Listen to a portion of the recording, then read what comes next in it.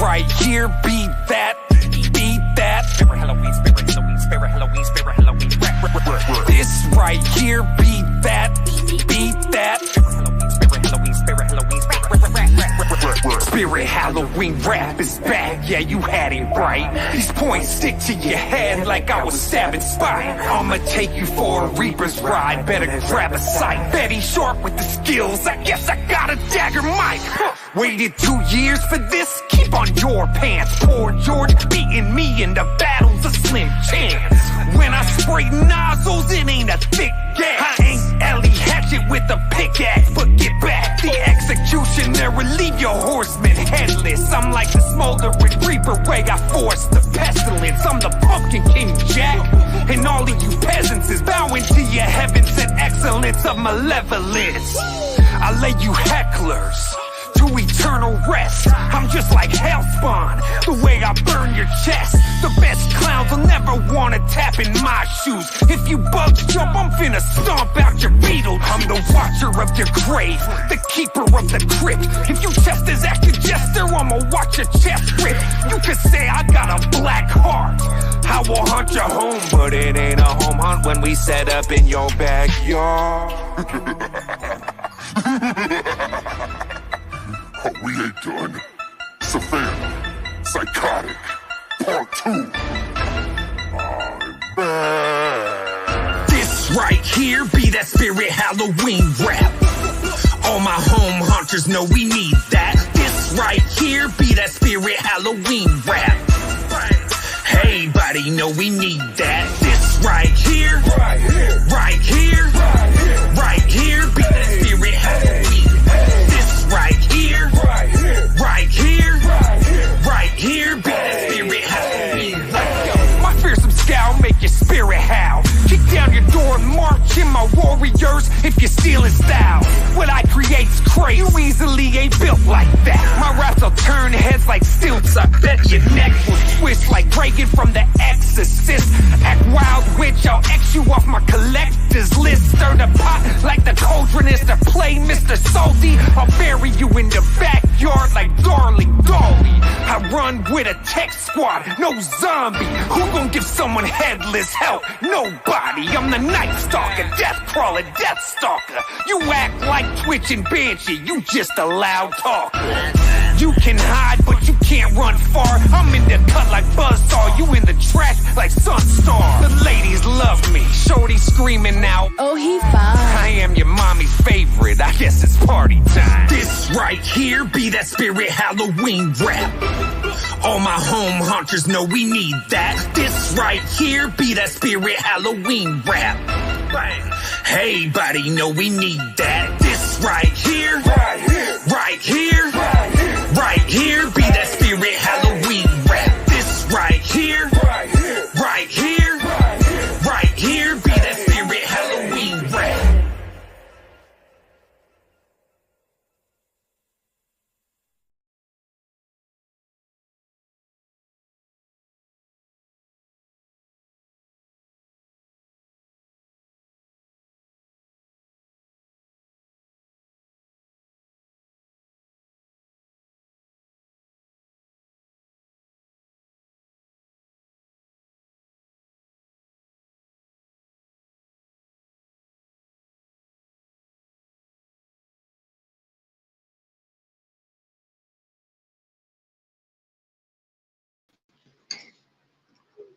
Yo, what's good, everybody? Hustler and Muscular, also known as HNM, in the building.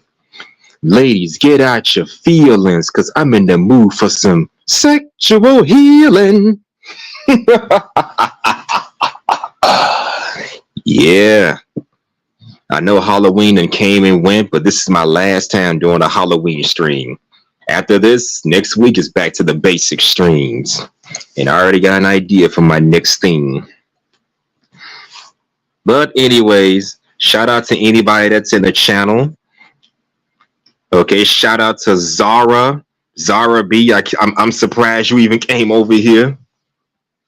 The way you be acting around me on Mona's panel, it's a miracle you want to come over here and support your boy. But anyway, she said, "Hey, hustler, I come to the UK side, Society X. When you're done, we are there. Come on live. Okay, will do. How long y'all go? Well, if y'all still be live while I'm doing my thing, while I'm through doing my thing, then maybe I'll consider going over there. Okay." Okay. And there's the link for anybody that want to come up and speak their piece on today's topic. Women proposing to men. Anybody want to come up? And here's my Instagram if y'all interested in that. And there's the link pinned right to the top. There's a link right there. Anybody want to come up and speak their piece on this topic? Women proposing to men, feel free to do so. But let's talk about that. Because from what I'm noticing, it's a trend going on. Well, I'm not sure if it's a trend or anything like that, but just something that I know people are doing now. I'm noticing women are out here proposing to men, asking men to marry them. Now, what's the problem I have with that? Now, here's the thing. I have no problem with women shooting their shots at men, being proactive, possibly making the first move, or at the very least giving choosing signals. I advocate for that all the time. I tell women, hey, if you're sick and tired of being approached by men you don't find attractive, here's a solution. Get off your lazy ass and go talk to the few men you do find attractive. I'm not saying throw yourself at these dudes. I'm just saying be proactive. You know, let's say you're in a situation where you're in a grocery store and you see a guy that you like. Ask him a generic question as far as what's in the grocery aisle, and he can probably help you find it. Y'all can just get into a conversation like that. Find some way to break the ice that goes hand in hand with the setting that you're in. That's the best way to solve that problem. Because men are just not gonna men. It's bad enough we live in a society where hardly ever any man's approaching a woman.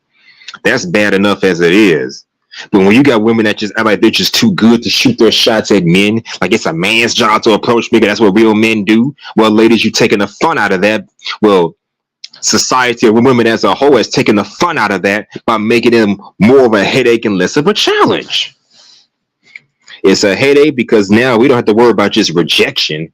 I might get falsely accused of some bullshit just for even trying to talk to you. I'm hearing stories of men who don't even want to go out with women anymore out of fear of being possibly accused of harassment, assault, the R word, whatever the case may be. So yeah, this kind of stuff does happen. We have to consider that. This kind of BS actually does happen. So women have killed a society where women where men could at least shoot their shots with women and they get rejected. It is what it is. Now, if I get rejected, not only will I get rejected, but I might get falsely accused of sexual harassment or anything. So we just don't do that anymore.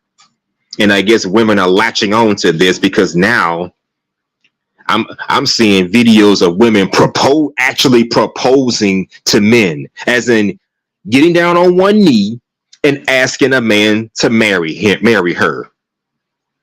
Now, what's the problem I have with that? Again, I'm all for women being proactive when it comes to men that they like. But seriously, asking a man to marry you is far-fetched. Remember, men control access to marriages. Y'all ladies control access to sex. That's the way it's supposed to be. Women control access to sex. Men control access to marriages. For you to ask me to marry you as a woman, you're taking that power away from me. Now you control access to sex and to marriage? No. That's not the way it's supposed to work. Oh, shout out to Faith Factor. How you doing, Faith? Talk about what am I complaining about today, sweetheart? I don't complain. I spit facts, okay? I give you the truth straight out the booth. Hitting home runs like Babe Ruth, because that's what I do. Ain't nobody complaining up here. Now, you want to come up here and spit your facts, go right ahead, Faith. Panel's open for you. Want to come up here and get on me for complaining? Okay, come on up here. You're like that older sister that will not leave me alone. Jesus. But anyway, welcome to the panel, Faith, and whoever else is up here. But yeah, it's the man's job. I don't see this ever changing. I hope to God that it never changes. Men are supposed to be the ones proposing. Again, we control access to marriages and relationships. How you just gonna take that access away from us just because y'all desperate for a husband? Seriously. I want a wife, but I'm not gonna propose to just anybody. Remember, women killed that. Men are not approaching anymore, and men are just boycotting marriages altogether because they don't want the financial burden and the risk that come with it. You get screwed over in child support court or family court that's going to favor a woman over a man. Who wants to do that shit? Honestly, who wants to go through with that? So ladies, if you're in the business of proposing to men, good luck trying to get that man to say yes, because now we're in a society where marriages are just not worth it anymore. So again, I'm all for females being proactive, and I'm not going to say chase, because I remember Faith Factor mentioned this on my last panel. She is not in the business of chasing a man. Okay, I get that. I didn't say chase a man. I'm saying be proactive and make the first move, or at the very least give a choosing signal. I support that aspect 100%. Ain't nothing wrong with you doing that. You may meet a nice guy by acting like that. And I will say this also. If you're a woman and you're traveling with some of your girlfriends or whatever, you're out with your girlfriends and you see a guy that you like, here's what you need to do. One of you ladies is going to have to toe the line, be front and center, and be the first one to get that man's attention. That way he can talk to not only you, but your friends as well. It's happened to me several times, so I know it works. I see two ladies just standing around talking or sitting down somewhere. One of them gets my attention. Now I go over there and chop it up with both of them at the same time, or however many women is there. We all sit down and chop it up together. That's generally how that works. So yeah, ain't nothing wrong with you being proactive. Ain't nothing wrong with you going for the man that you want, but it's a matter of how you do it. And again, I don't support the idea of women proposing to men, honestly, because that's our department. That's what we are supposed to do. Anybody want to come up, feel free to do so and let me know. So anybody in the chat, male or female, do y'all think women should start proposing to men, or do you think they should leave that shit alone and let us men do our manly duties and traditional stuff and just propose to women themselves if we want to? Let me know in the comments what you think, or come on the stream and let me know what you think. The link is right here, Faith. Faith, the link is right up here.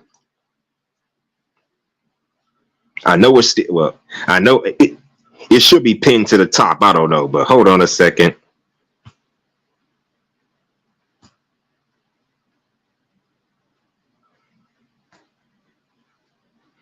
Give me a second, people.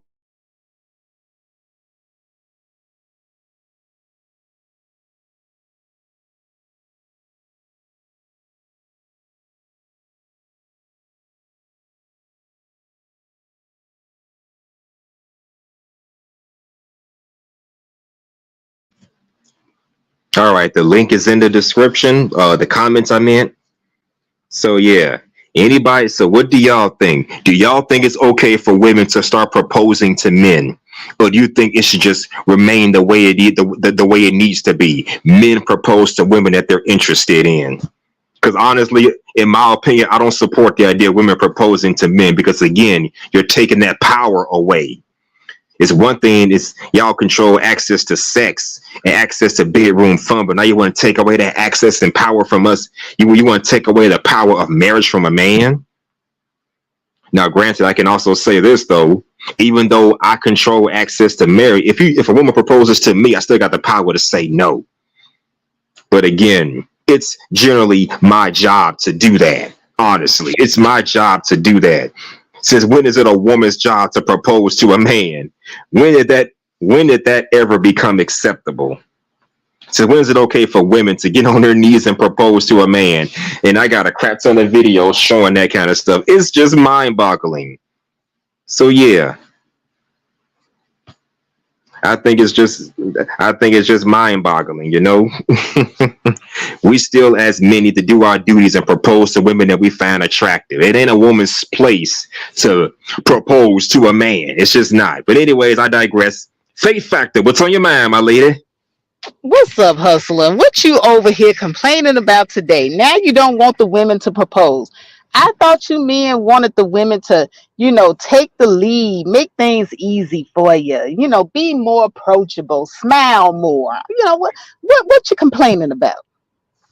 I don't have a problem with a woman doing any of the things that you just listed.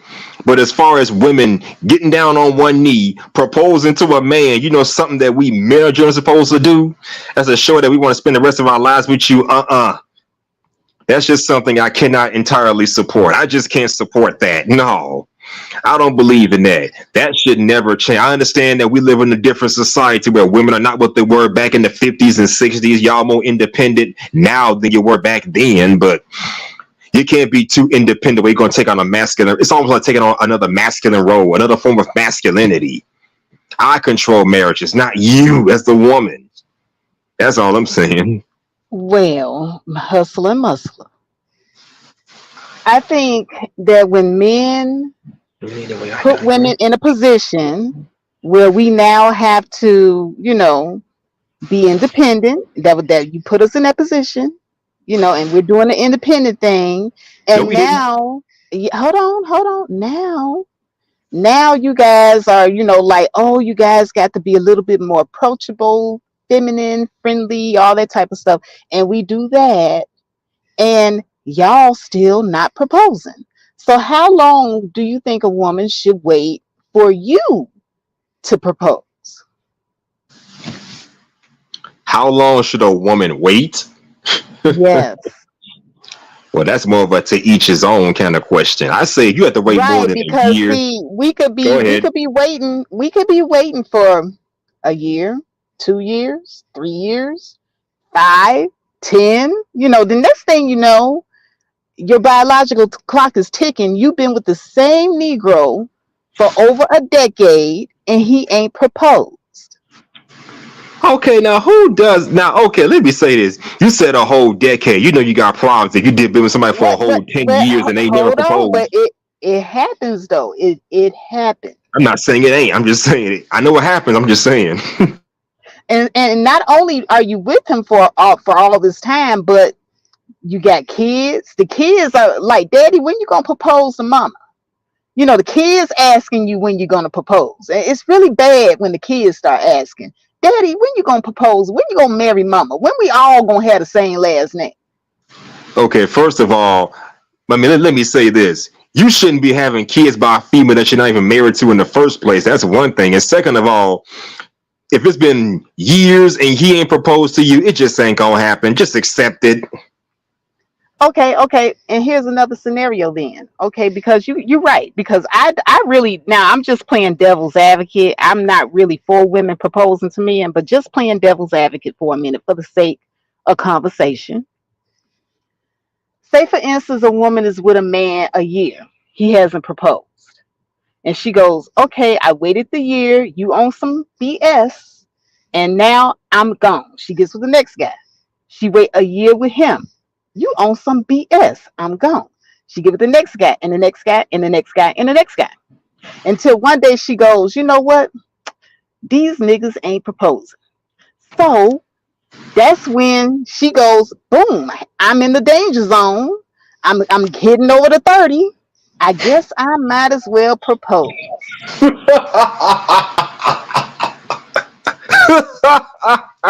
I'm just saying it happens. So you've been with 3 or 4, 5, 6 different men, and not me. This is hypothetical. I'm just saying it happens. So I think the question is, what the hell is she doing that's caused these men not to propose to them? Are you even a marriage-minded woman for all these men to come and go so quickly? Not so fast. Because see, if there's a epidemic of men, boycotting marriages, as you pointed out earlier, then that just means that there are more men who are not marriage minded.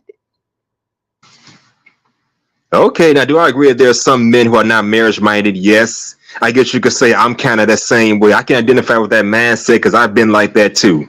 I don't care about marriage or relationships. I mean, if it happens, it just happens, but I'm not in hot pursuit of it.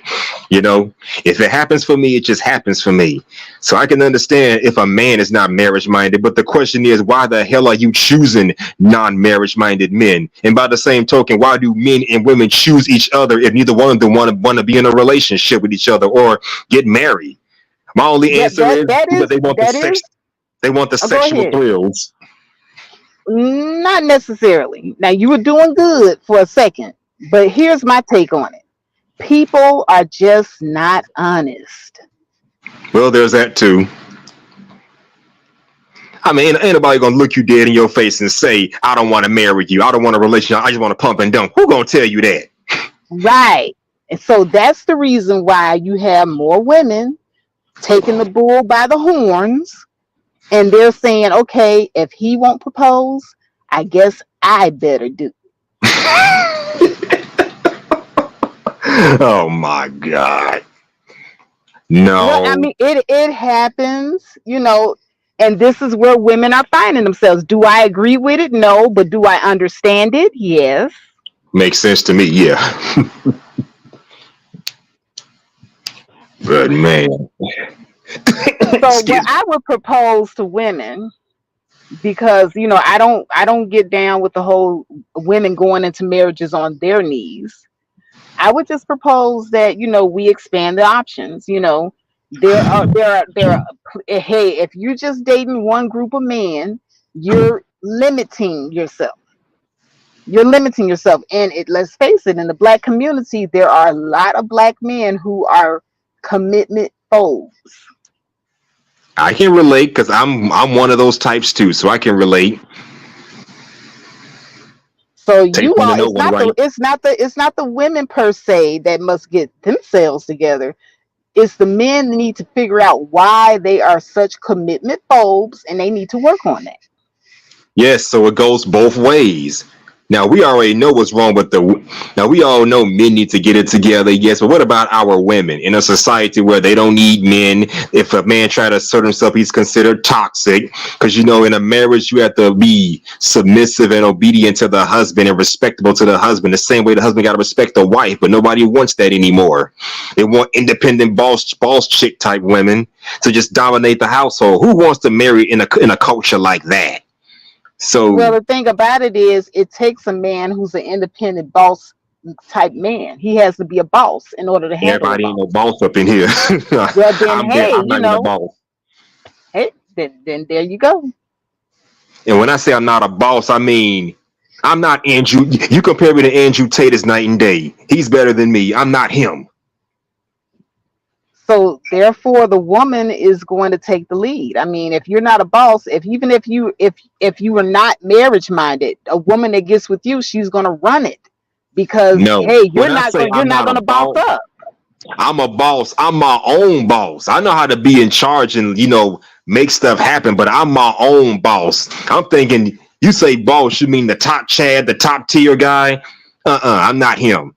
No, I'm not talking about that. I'm talking about your mentality. Like a lot of men nowadays, the mentality is she won't let me lead. Well, first of all, don't nobody got to let you do anything. I mean, all you have to do is show that you are competent, and the woman will trust you to make decisions. But see, there's a lot of men running around here, or shall I say males, who are not competent, and they want to put that off on the woman. The woman is competent, but he is not. Therefore, she doesn't trust you. So that's the reason why she's running over you in these relationships, because you have not displayed to her that you're competent enough for her to trust your decisions.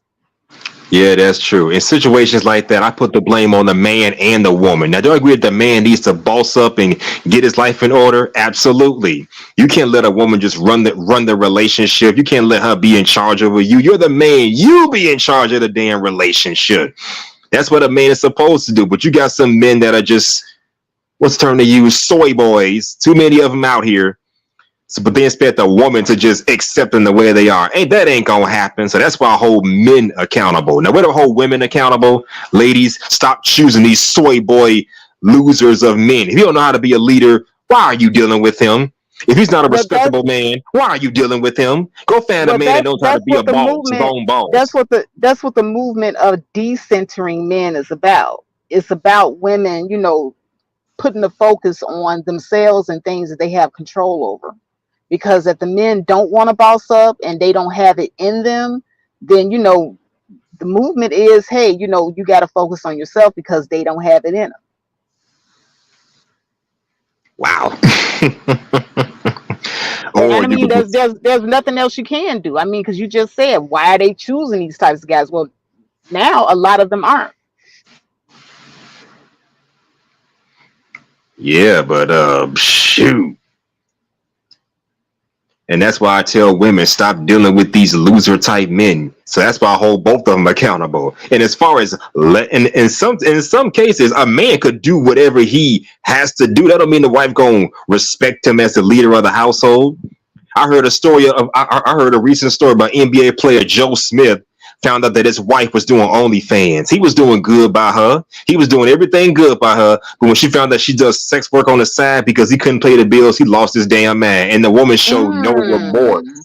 She showed no Wait, wait, remorse wait, for wait, him wait, finding wait, out. wait, wait. He was doing right by her, but he couldn't pay the bills, so she ended up on OnlyFans. Correct.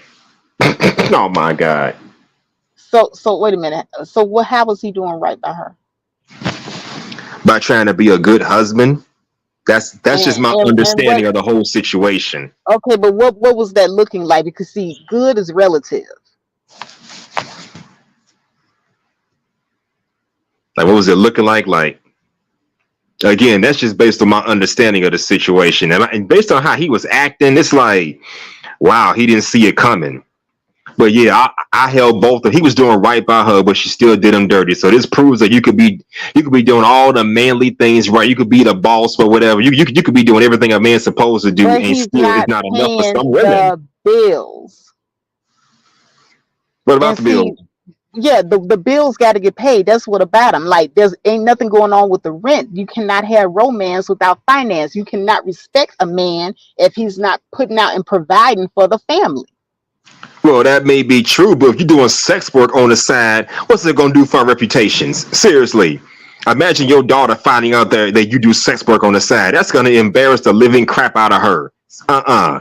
I She could have agree. got a decent job doing something to help with the bills, but OnlyFans? Are you serious? No, that's disrespect to the marriage. So they were married, and this happened. Yes, they were married. Don't believe me? Go on YouTube later on after the stream. Put in Joe Smith and what happened with him and his wife. I was on a panel earlier talking about that. So why wasn't he paying the bills though? I don't know. I don't know that whole situation. I just know he fell on hard times. His wife gotta start doing OnlyFans to make in to help them bring money home, and she showed no remorse for him, finding out about it. So I mean, did he not have a job? But he's an NBA ball player, so I know he got to have something. I don't know. Okay, so in their situation, I really hate, when regular people compare themselves to people that have money. They Yep. might have had expenses that we regular people, can't even, relate to. So we don't know what their expenses were, but she probably needed some fast money, and that's pretty much typically how you can get some fast money. Yeah, well, fast money and good money. You know what they say? It's Easy not, come, it's easy not, go. but at the same time, she had to do something, and he wasn't doing anything at the moment. So you think it's a good thing she became an OnlyFans? If my wife was doing I OnlyFans, don't I'd be I don't embarrassed think for it was her. a good thing. I would be embarrassed personally, but at the same time, I don't know what their expenses were. I don't know, because they have all this, they have rich people problems. And we don't know what type of rich people problems they were having. They might have had tax problems, because they're in a totally different tax bracket. So if he falls off and he's not able to handle those big bills that you and I don't typically have to handle. Somebody has to handle it. Yeah, that's true. But being an OnlyFans model, see, oh my god, she could have got I a job mean, or something. what if she didn't have any skills? I mean, these ball players don't typically pick women that have skills Oh no, they other than don't. in the bedroom. A prime example: PJ Washington and Brittany Renner, Steph Curry and Aisha Curry. That's a good Hmm. example. So, like, if they don't have any other skills, what you think they gonna do? Go back to what they do best. To the streets.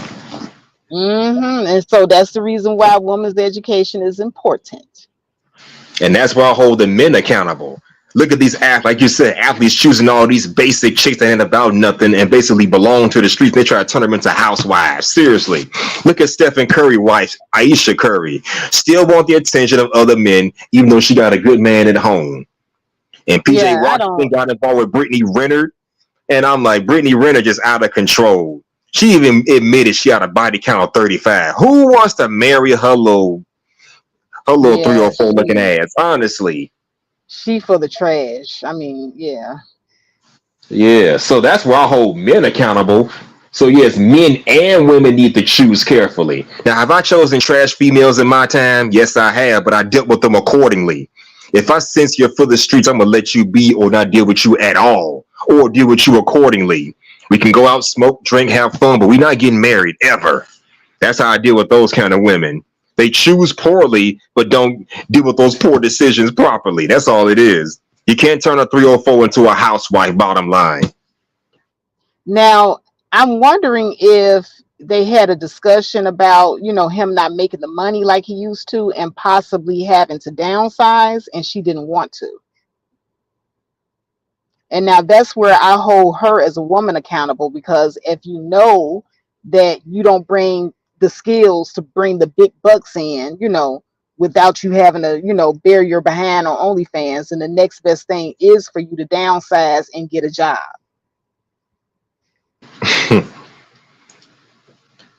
I was kind of wondering the same thing too, but that's just based on what I heard from the story. Because usually, from what I understand, women who do OnlyFans don't have a lot of skills. Anyone, I'm not going to say everybody in the adult industry is like this, but most of them that do this don't have any kind of personal skills outside of doing what they do on for the love of money and for the love of attention of men. That's usually how it is with most of these people. Yeah, now that I can agree with, is people wanting to keep up appearances. And I'm thinking that's probably what it was in her case. She want to keep up appearances. So rather than downsize, get a job, and just maintain until things get greater later, she decided to try to uphold appearances, and she's embarrassing the family name, and that is a no-no. Uphold family name. Oh man, her family name. Yeah, she's embarrassing her husband's family name. That's what I'm talking about when she did the OnlyFans. When she's sitting up there bearing her behind, like you said, her children could stumble upon that. They can be bullied in school. The husband is embarrassed. So it's a whole backlash that goes along with that. And it's really not worth the money once you really think about it. She could have, downsized and still save face. I mean, people have to, life happens. People have to downsize all the time. It happens. Yeah, it is true. And again, that's why I say men and women got to choose carefully. I talk about how men don't know how to choose carefully because they choose women that are for the streets, but they want to turn them into housewives. I see that a lot too. But at the Mm-hmm. same time, they got to hold our ladies accountable. Stop being for the streets, and then stop choosing men that you don't respect and honor. Seriously, why would you choose a man that you have no respect for just because you think he's just going to give you a lavish lifestyle? But see, Eventually, this is a good topic. And I think it's a good teaching lesson because, like you said, it's all about choices. And men, don't typically think that they have to vet their wives. Like we talk about vetting when it comes to women all the time, but in the situation where this man was making all this money and then he fell off and couldn't provide the lifestyle that she had become accustomed to, the to in sickness and in health, rich or poor, to death do you part. All of those are part of the wedding vows. So, she took it upon herself to become a harlot rather than work with her man. Just say, you know what, baby, we taking this hit, and I don't want to put myself on the whole stroll, so maybe we need to downsize until things get greater later. I'll get a job, and then you continue to try to expand yourself, and we'll get back up later. But rather than do that, she wanted to keep up appearances, and that's on him, because he should have vetted her better. He should have chose better, and he should have thought what type of woman he was marrying, that this might be the type of thing that she would resort to. Right. And that's something else you gotta think about. we talk about how women shouldn't propose to men. Well, let's say the woman that's proposing to this man is a 304 for the streets, and she's just desperate to lock this man down. You gotta think about that aspect too. Mm-hmm. You're just so desperate to get a man, you'll lock him down. It's bad enough you want to take away that traditional power he's supposed to have over the marriage, but now you want this man to just take you as your wife by getting down on one knee and then making him damn near practically indirectly forcing him to marry you. Not knowing if you're married or not. If he says yes, didn't nobody twist his arm? He could say no. But the situation is awkward. Can you imagine you getting down on your knees for me in front of my mom, my uncle, my cousins, and all my friends? How they gonna make me look? It's gonna make you look kind of like a weak. I ain't gonna lie. You're gonna look like a little punk. That's my point. That is my point. Oh, and shout out to Culture Invasion. Thanks for stopping by, dog. Thanks for stopping by and offering your support. Anybody want to come in the chat? The link is right there. We're talking about women proposing to men. Should we accept this or go back to tradition? Hit the link and let me know what you think. But anyway, you were saying, Faith? I'm sorry. Yeah, well, I think that the only way that can be changed is if more men are encouraged to be marriage minded, first of all, where there's no inhibition about them asking for marriage. The reason why the women are getting down on one knee is because they're finding themselves in a position where these guys want to be on these serial relationships without any prospect of marriage. And so with the woman not seeing him make the move, she's going to make the move. Serial relationships. That's funny because based on my experiences and what I've seen over the years, those are the kind of men that women find the most desirable. The more options a man has with women, the more desirable he's going to look to one specific woman. Now, I'm not saying date the guy that's been smashing everything in sight. I'm just saying the guy that's got other women checking for him, or he's been with other women. That's something that most women find desirable. If other women is checking for him, then that means that he's a hot commodity. There's something there that all the other women want.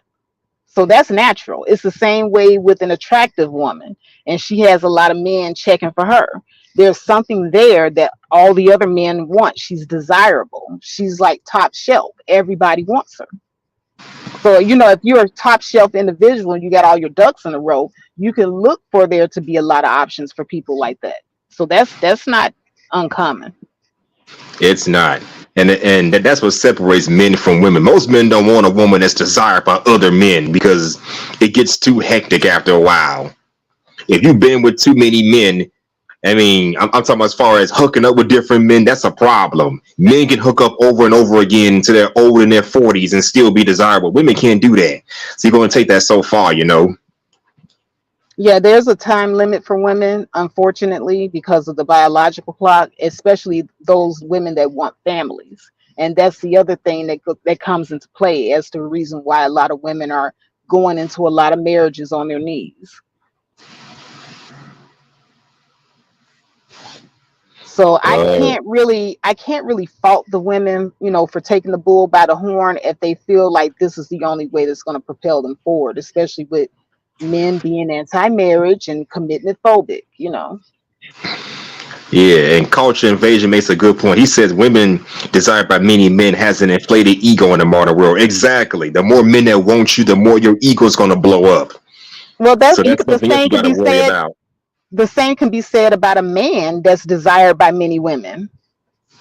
It kind of goes both ways, but men, most guys I know personally are willing to humble themselves more because as a man, same thing kind of with women too. If you're a man, but you got all these options with women, but now one of these women is date worthy, I'm afraid you ain't got nobody to choose from as far as someone looking for a traditional marriage. It's all you got 10 women, over half of them are 304s. You ain't got nobody to really choose from quality But wise. then it's Same up thing to with that y'all ladies. man.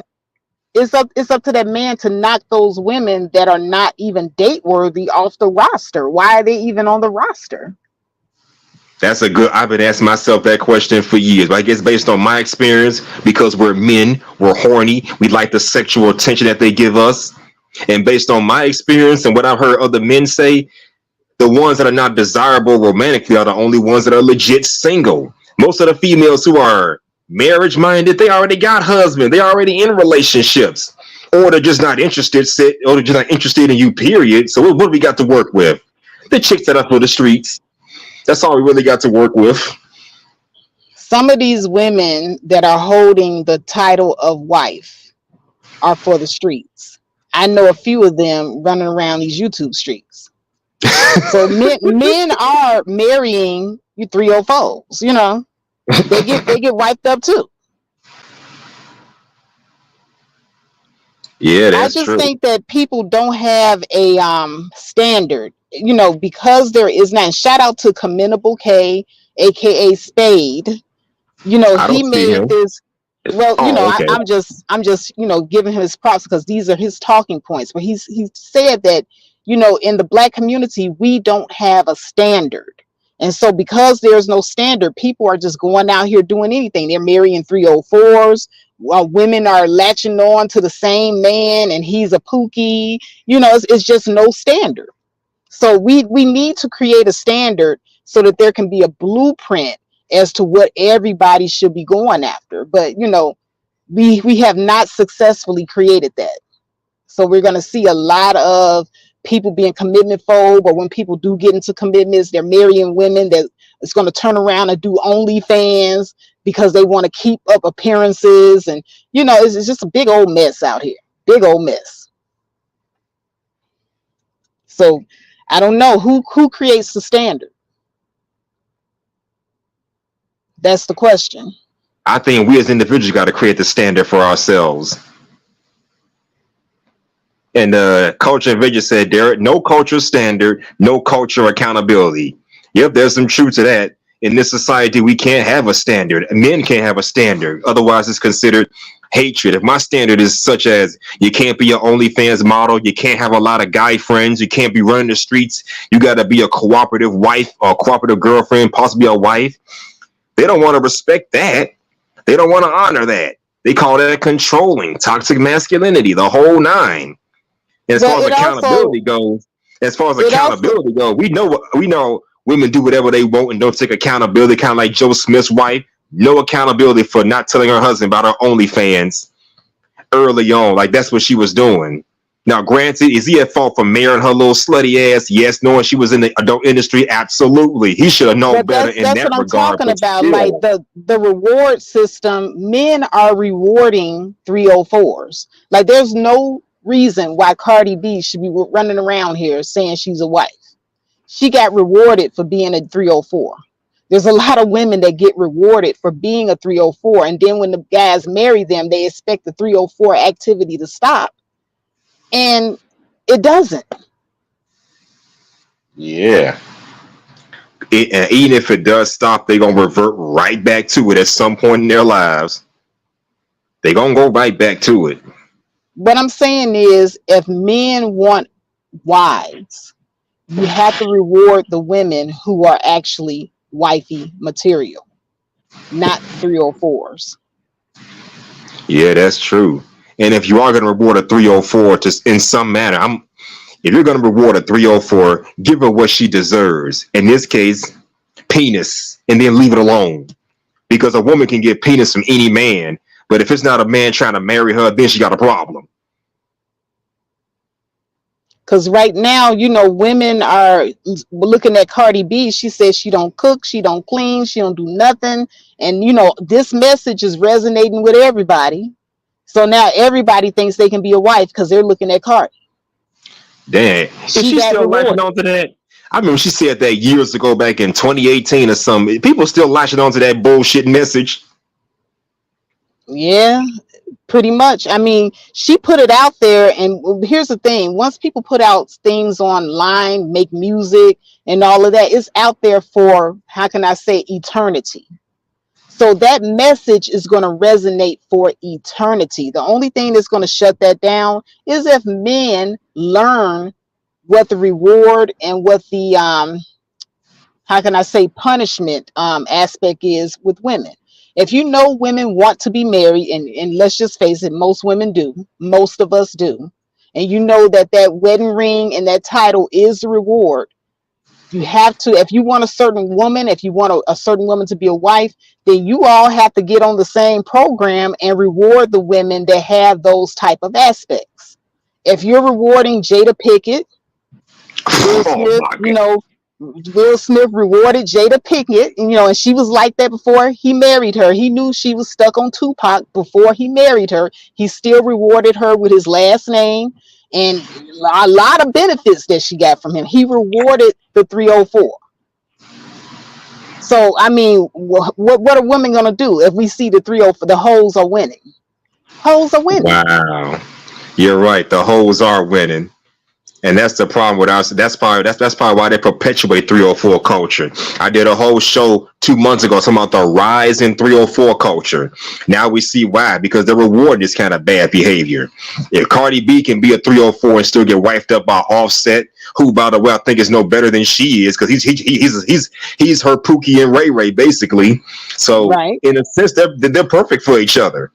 Nicki Minaj, same thing with her. You would think a woman of her caliber, been in the rap business for over 13, 14 years, however long she's been rapping, she could do better than the guy that she's with. A dude that went to jail multiple times, but given her attitude and personality, that's all she qualifies for. So maybe it's a matter of giving them what they qualify for. Cardi B may not be a straightforward traditional woman, but look at the man she's dealing with. Offset is no better, is he? Is Offset any better than what she is? Who knows? Mm-hmm. Oh, culture invasion say OF culture. What is OF culture? OF, OnlyFans culture. Oh, OnlyFans culture. Okay, yeah. Yeah. Oh wait, I missed a whole bunch of people. Shout out to the Bro Speaks podcast, but the message was a lie because she was caught doing it.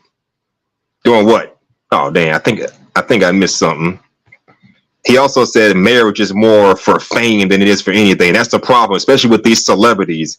Marriage is more about fame than it is for anything. Like, it's a come up for women, but I guess a downgrade for men, something like that.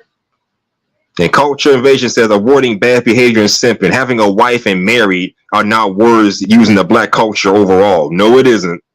You don't hear enough about that. Even if it is used, it's used minimally at best. The active activist, shout out to you. Thanks for coming in. And Culture was agreeing on your talking points. Good for him. And those are not my talking points. That's actually Spade, aka Playthings and Placeholders. Those are his talking points. Okay. I just repeated those. They're not mine. Yeah, he also said that 304s are leading the culture. The babies are following the templates, right? 304s are leading the culture, and the younger generation is going to follow behind it. Ain't that about some show, man?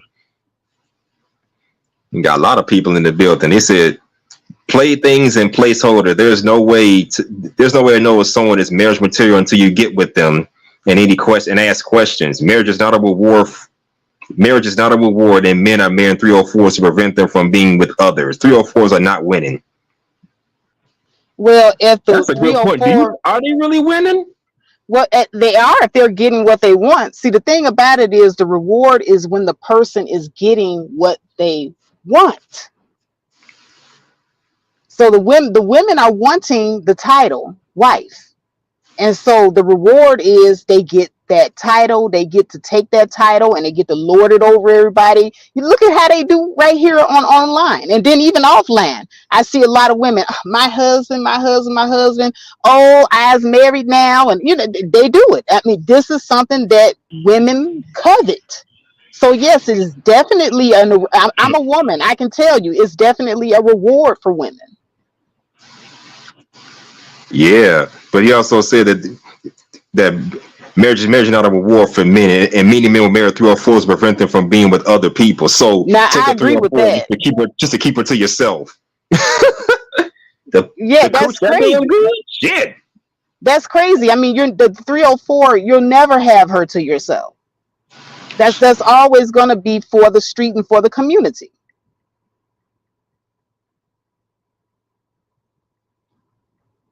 But the 304 is winning because you gave her legacy, you gave her title, you gave her benefits. So the 304 is winning. Wow, I never thought of it like that. Because he's basically saying they want to be with the 304 so nobody else will take them. So you want to take a chick that's basically for the streets, everybody done had her, and you want to turn her into a respectable wife. Oh boy, all I can say is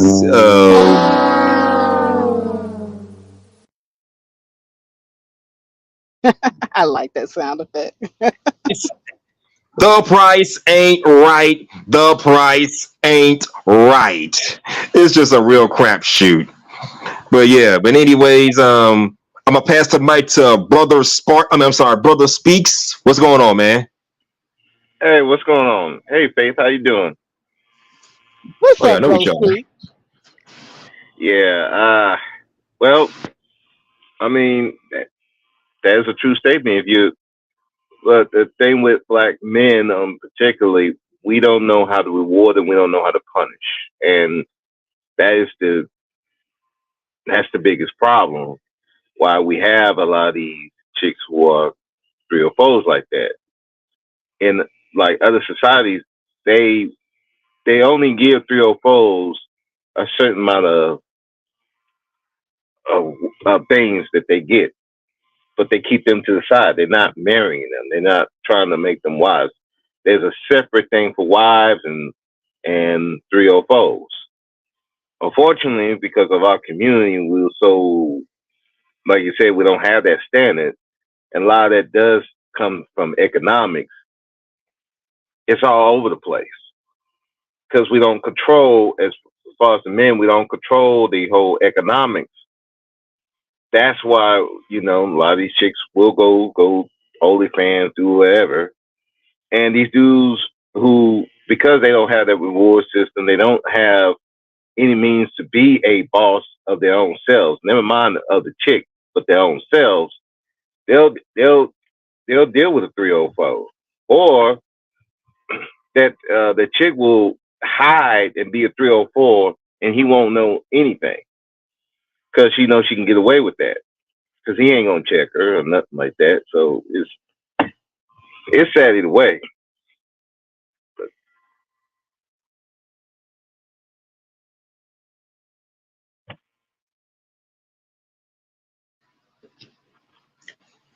Oh, my bad. I had to step away for a bit. What happened? Oh no, I was just saying that I think that a lot of times because as men we don't have a reward and punishment system for certain women to do certain things. You're going to have a situation where you're going to have a 304, whether she lets you know or don't know. She'll do it behind your back. And because they know that most of these men will keep you around regardless because they love that in-house more than anything. They know they're not going to get rid of them so easily. Yeah. Right. And as far as the rewards and punish system is concerned, I believe we have one, but it's an ass backwards one. They will punish the traditional minded women who don't buy into the modern day narratives and a part of so-called quote unquote sisterhood by shaming them and telling them that their marriages are all slavery and all that kind of stupid stuff. So they will punish those ladies, but the ones out here being independent boss Well, just getting ran that's through, the they get rewarded. 304s. Those are the 304s shaming good women. Just like Correct. the men that for the street, they shame good men, telling them that they're simps because they're good fathers and husbands. So we got a culture of the degenerates who are making the well, actually the degenerates are the ones setting the damn culture. They're setting up everything. And that's why, nobody that's actually a good man or a good woman is speaking out with just as loud a voice as the degenerates do. The degenerates' voice is louder. And also, we have to look at how society is pushed right now. Is that if you do try to have a voice as a good man to get woman, you got other people who supposedly are not 304s. They come at you about it. Like, what gives you the right to judge her? Wait a second. What do you mean I got the right? I don't have the right to judge her. Well, you got a pass. What that got to do with anything? That don't mean I gotta hang with somebody because they got a pass. I got a pass too.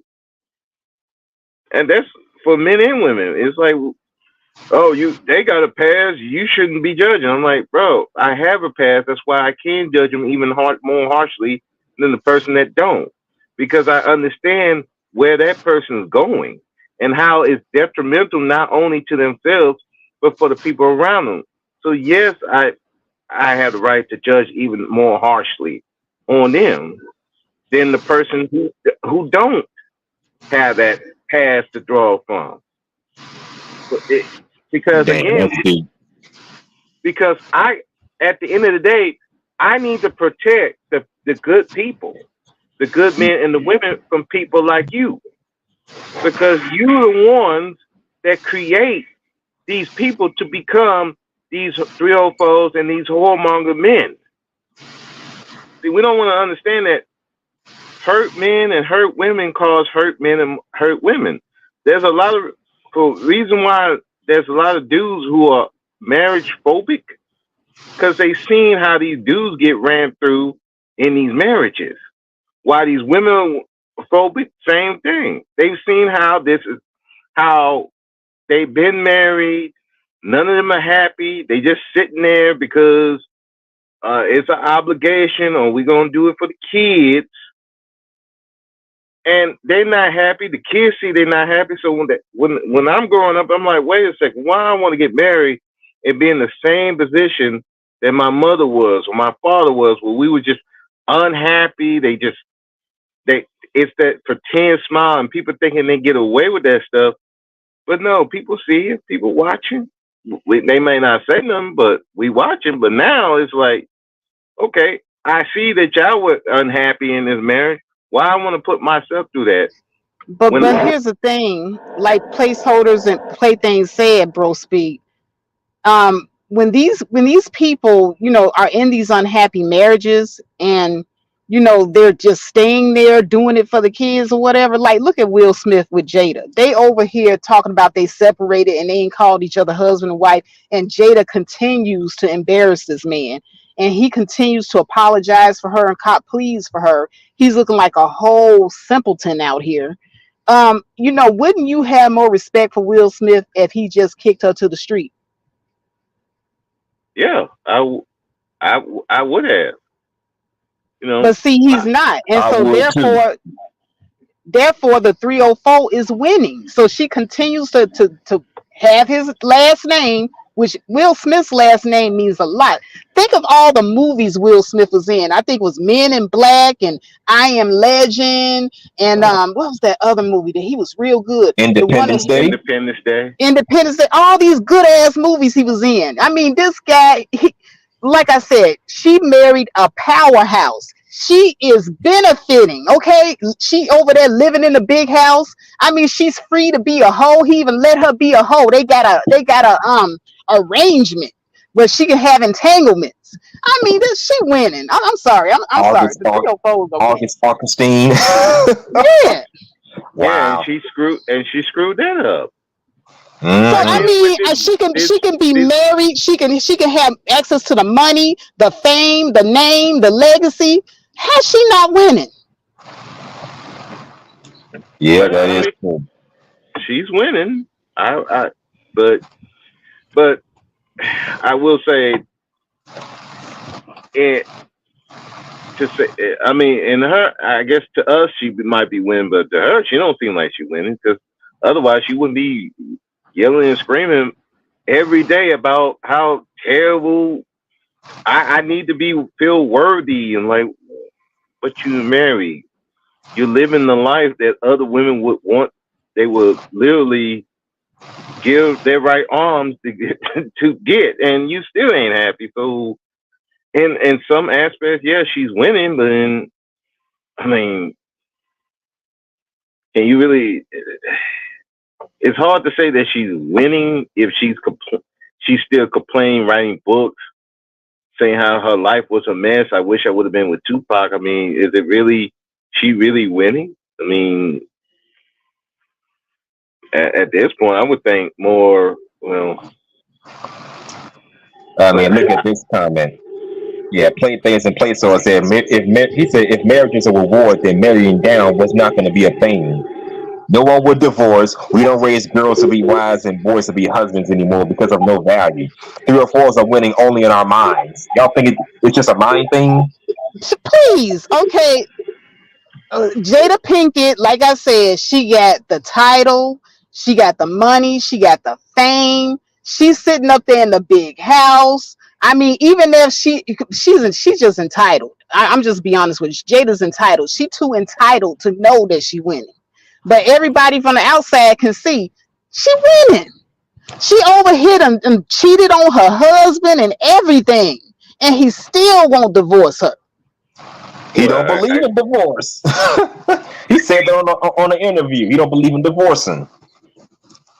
Right, and that's the reason why she winning. She can get away with anything. He basically then gave her a hall pass, a lifetime hall pass. This is what he gave her.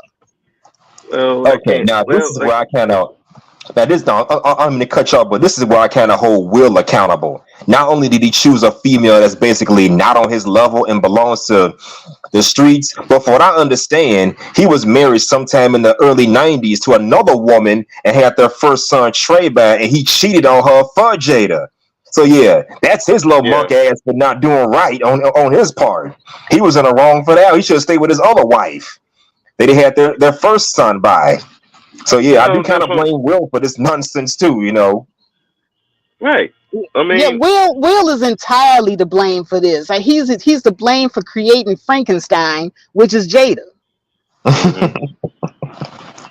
Because again, this woman wasn't for him. She wanted her fame in her own right, and she took a backseat for Will. And now again, do we know Jada besides what Jason Lyric and The Matrix? Besides those 2 movies, really, what can you say about Jada's career has been even worthy of note? Not to diss the woman, but that's, you know, I know her more for being his wife than the movies that she's been in. Wow. And I know that has to eat at her. That has to eat at her.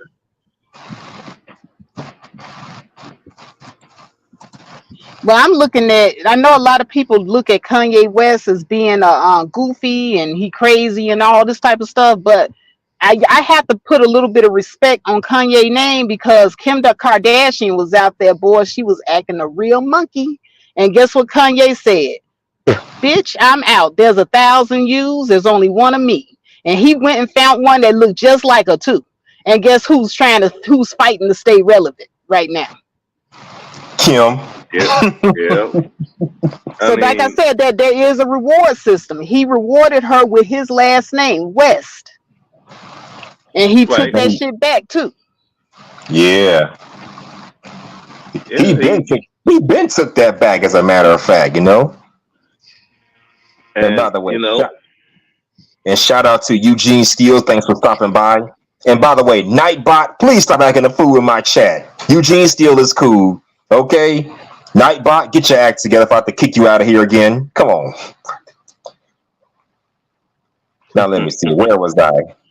Yeah, that night bar was acting a fool my last pound. I want to face homegirls couldn't even come up here because of the night. Well, she did, but the night bar was giving her a hard time. And then remember how Kim Kardashian tried to date somebody after Kanye, and it blew up in her face. She looked like a damn fool. He even came back and said that her stuff wasn't even all that good. Wow. Yeah. When did that happen again? I remember having, but when was this?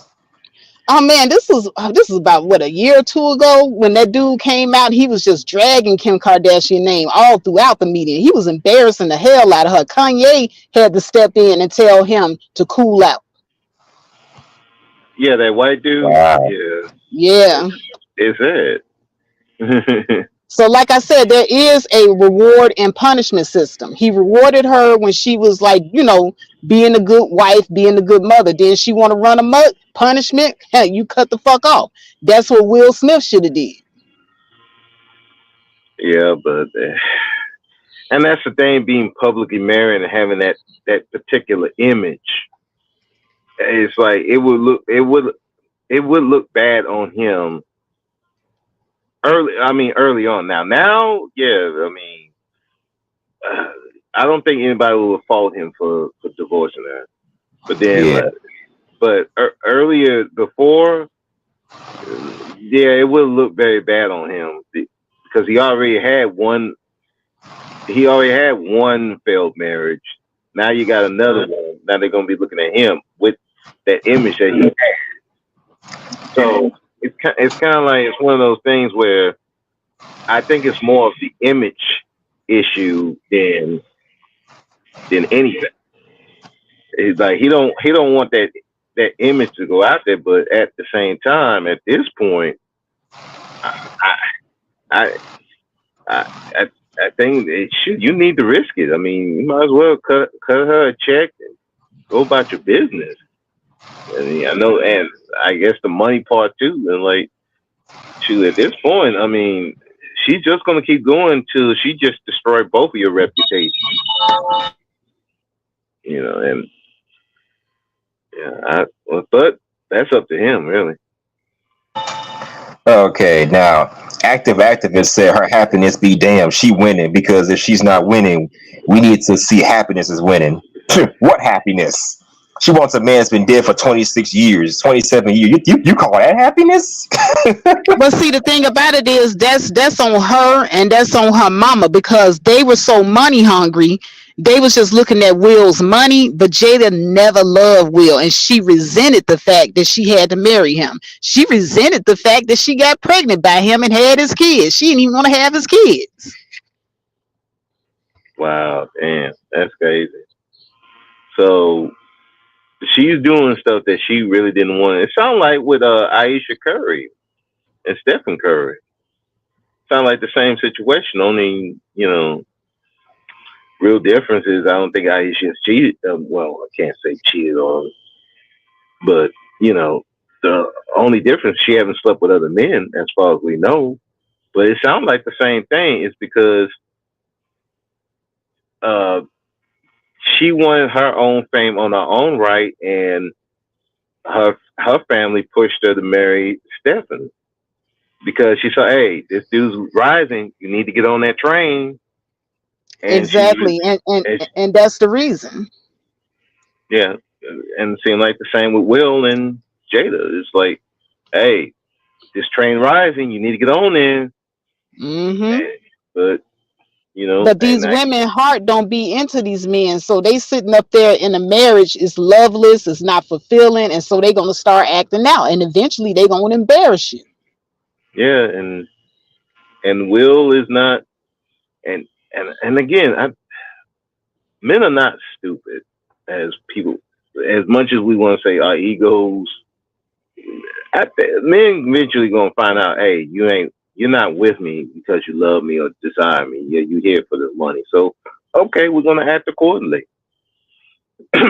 But see, it's men like Kanye, and shout out to Tyrese. He did the same thing. His wife was acting a damn fool, going on social media telling all the business. What did he do? He didn't reward her. He said, "All right, see you. Wouldn't want to be. You want to be single? All right, you're gonna be single." Now she over here begging him to come back. Oh Oh, yeah. well, I thought she filed for the divorce, not Tyrese, right? Yeah, Or not? she did, and he went on ahead and cut her loose. Now she's regretting it. She wants to get back. Tyrese is with somebody else. He looking at her like, bitch, please. Yeah, but Yep. it's still trying to fight the prenup. It's yeah, she still want to milk that money though. And Eugene Steele said if Jada had the hots for Tupac, why did she not have him try to be in a relationship with him and end up marrying him? Well, we That's a Well, don't good know why see, point. Tupac didn't that's want. that's We don't that's know why where Tupac didn't want Jada. I don't know why. Maybe he was not her type, or she's not his type. Whatever the case may be, we don't know. no, At this Nah, because point, Tupac was a commitment phobe. I believe that Tupac was feeling Jada too, but he was never gonna ask her to marry him. Now, if Jada really wanted to be happy, she would have got down on her knees and proposed to Tupac. Faith. This was the early '90s. Nobody was doing that back then. So, I'm just saying. I'm just saying. If she wanted to be happy, she should have went on and proposed to Tupac. Maybe she would have been happy. well, Tupac wasn't in a commitment folk because he was engaged by the time he got wasn't deleted. he with somebody back in the early Oh, he '90s? was. I didn't know Yeah, he was engaged. yes, he was Oh engaged well, to a he black just didn't woman. want Jada ass. That's all. Tupac No, probably knew something. he wasn't attracted. He would. There's two theories that I've heard. One, he really wasn't attracted to her like that, or two, they were they were the same person. And sometimes if if you're the same person, you know that relationship will go nowhere. You know, Right. so that it so it's either one of those two theories. Either A, he wasn't attracted to her like that. Because I mean, if you look at that earlier video, there was a video of him and her together dancing. Yeah. They To look, Will Smith. Parents just don't understand a rehashing of it. yeah, she looked like a boy at that time. She didn't look Oh, like. I'm saying she looked like a boy. I'm yeah. She didn't have the body. I'll agree with that. She didn't. so if they were close like that. It's kind of hard to it's kind of hard to change your mindset out of this is my friend, this is like my sister, to somebody you want to be in, want to be in an intimate relationship with. It's kind of hard to make that switch. So so so like I said, he might wasn't attracted to her like that, and also the other thing again, they were so much alike. It's like he know how she's gonna act with him, and they can be friends, but not in a relationship. So that's probably what happened. Yeah. So he went and married somebody else on Tupac because it says here he married Keisha Morris. Yeah, that's what I'm So saying. So Tupac wasn't even checking for Jada. You're a po Jada. Who? Excuse me for asking, but who is Keisha Morris, and when did they get married back in '95? I don't remember that. Well, maybe I got to research it. But who is Keisha Yeah, Morris? I gotta look that up too. Damn, I didn't even know Tupac was married. mm-hmm. So he was married before. Well, I guess he was single at the time he met Jada. Because my first Yeah, he time was. seeing, I didn't know who Tupac was until Juice came out. He had a special guest appearance on the sitcom Different World. That's how I got to know of him. But yeah, that's that. So Tupac wasn't a commitment foe that people like. He tried to portray in his like raps.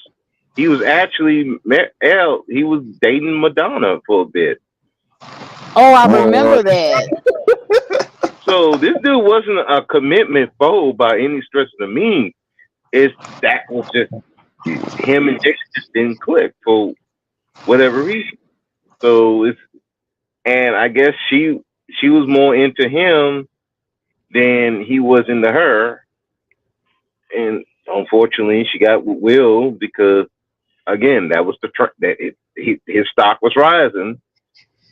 So let me latch But on the to thing him. about it is, like when she did that Red Table Talk, Will knew that she was not really into him like that. I go back to this all his fault. This is his fault. Yeah. Well, I agree with you, but I think at this point now, at that point, he's trying to hold on to the image. Because remember, they were set even when that table talk came out. They've been separated, so they've been not together. But for the sake of image, that's what they had to do. You know, it's sad what people will do for to keep an image of a happy marriage to protect their reputation, but this is what people do. And you know, and to go back to why people are so like marriage phobic, I mean commitment phobic, people see that. Men see that, women see that. And put myself in a position where I don't need a woman. Damn, what happened? Huh? Oh, there you are. Okay. You dropped off for a second, but continue. No, but I'm saying, if you see a situation as a man, I'm like, wait a minute, I don't need a woman to cook, clean, or make this house a happy home. Then why I need her here? And for That's a woman, easy. I don't Bedtime need, fun. yeah, but you don't need to be married for the nighttime fun.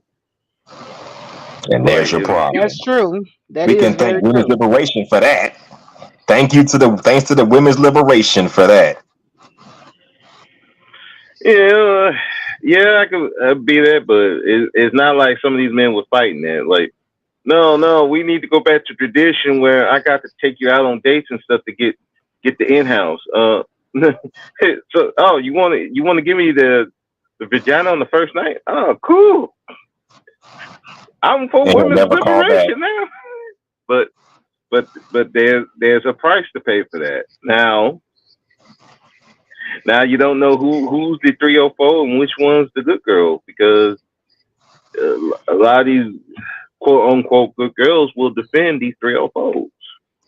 That's what I was talking about with my better class of women. When I was talking about in my better class of women, I told women, I said, look, if you are a woman that do not subscribe to 304 behavior, it would behoove you to separate yourself from the 304, because when the lines get blurred, it's not going to be to your benefit, because if the guys can't tell you from the hoes that you hang out with, then you're going to be treated like a 304 too. Exactly. I've been saying that for the longest, because nowadays it's like the 304 culture has been pushed to the forefront so much that we can't tell who's who anymore. If the good girls are living in the same block as the 304s, we're gonna look at it more or less the same way. You stand next to, if you're a good girl and standing next to Pakisha, I'm gonna look at you the same way I look at Pakisha until you prove me otherwise. And you know what they say, guilty by association? That's what this is, guilty by association. Well, that's just like if I'm what's a famous singer that's if I'm India Arie and I'm hanging out with Sexy Red. Oh my God! I'm just saying, okay, if you find out India Arie is hanging out with Sexy Red, they both going to the same clubs, they both hanging out, wearing the same clothes and all that type of stuff. But Sexy Red like to get down, but I'm India. I don't like to get down. I'm just hanging with Sexy Red. What you think finna happen? That's cap. We gonna think that they out having a good time. So you don't think, you're not gonna think that India Arie may have the same values as Sexy Red if they both hanging together? I mean, given what we know about India, we know she don't subscribe to that, because she called out another rapper for being on stage rubbing her cooch against the damn stage. So yeah, knowing her, we know she ain't down for that. Okay, so basically the whole thing about hoes and the women that hang out with the 304s, I mean, according to you just now, you said, hey, you know, you will be able to distinguish the hoe from the good girl. So it shouldn't be a problem then. Well, nowadays it's become tough to distinguish the good girls from the hoes. especially when they all within the same community, within the same vicinity or whatever. And people defending them. You the good girl, but you're defending the 304 to be a 304. Yeah, it's gonna be like, wait a minute, but you're not like this, but you're defending them. What, you got something you need to tell me? I need to know that right now. Cause exactly. If you own that, okay, cool. I'm not gonna disrespect you. I'm not gonna treat you less human. But the thing that I would do for a wife, I'm not gonna do for you, and you have to accept that. You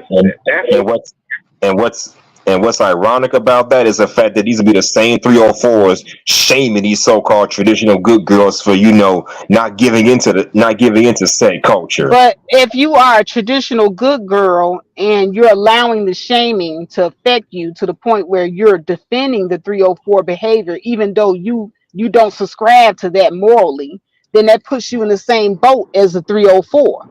Correct. Right. Yep. That's the reason why I said if India Irie is hanging out with Sexy Red's funk is going to is basically going to how can I say, rub off on India Irie. Right. Yeah, it might do that. It just might do that. Okay, now Playface and Playso says women who are open about their past and present as 304 are selling their secrets for dirt and money. Could be.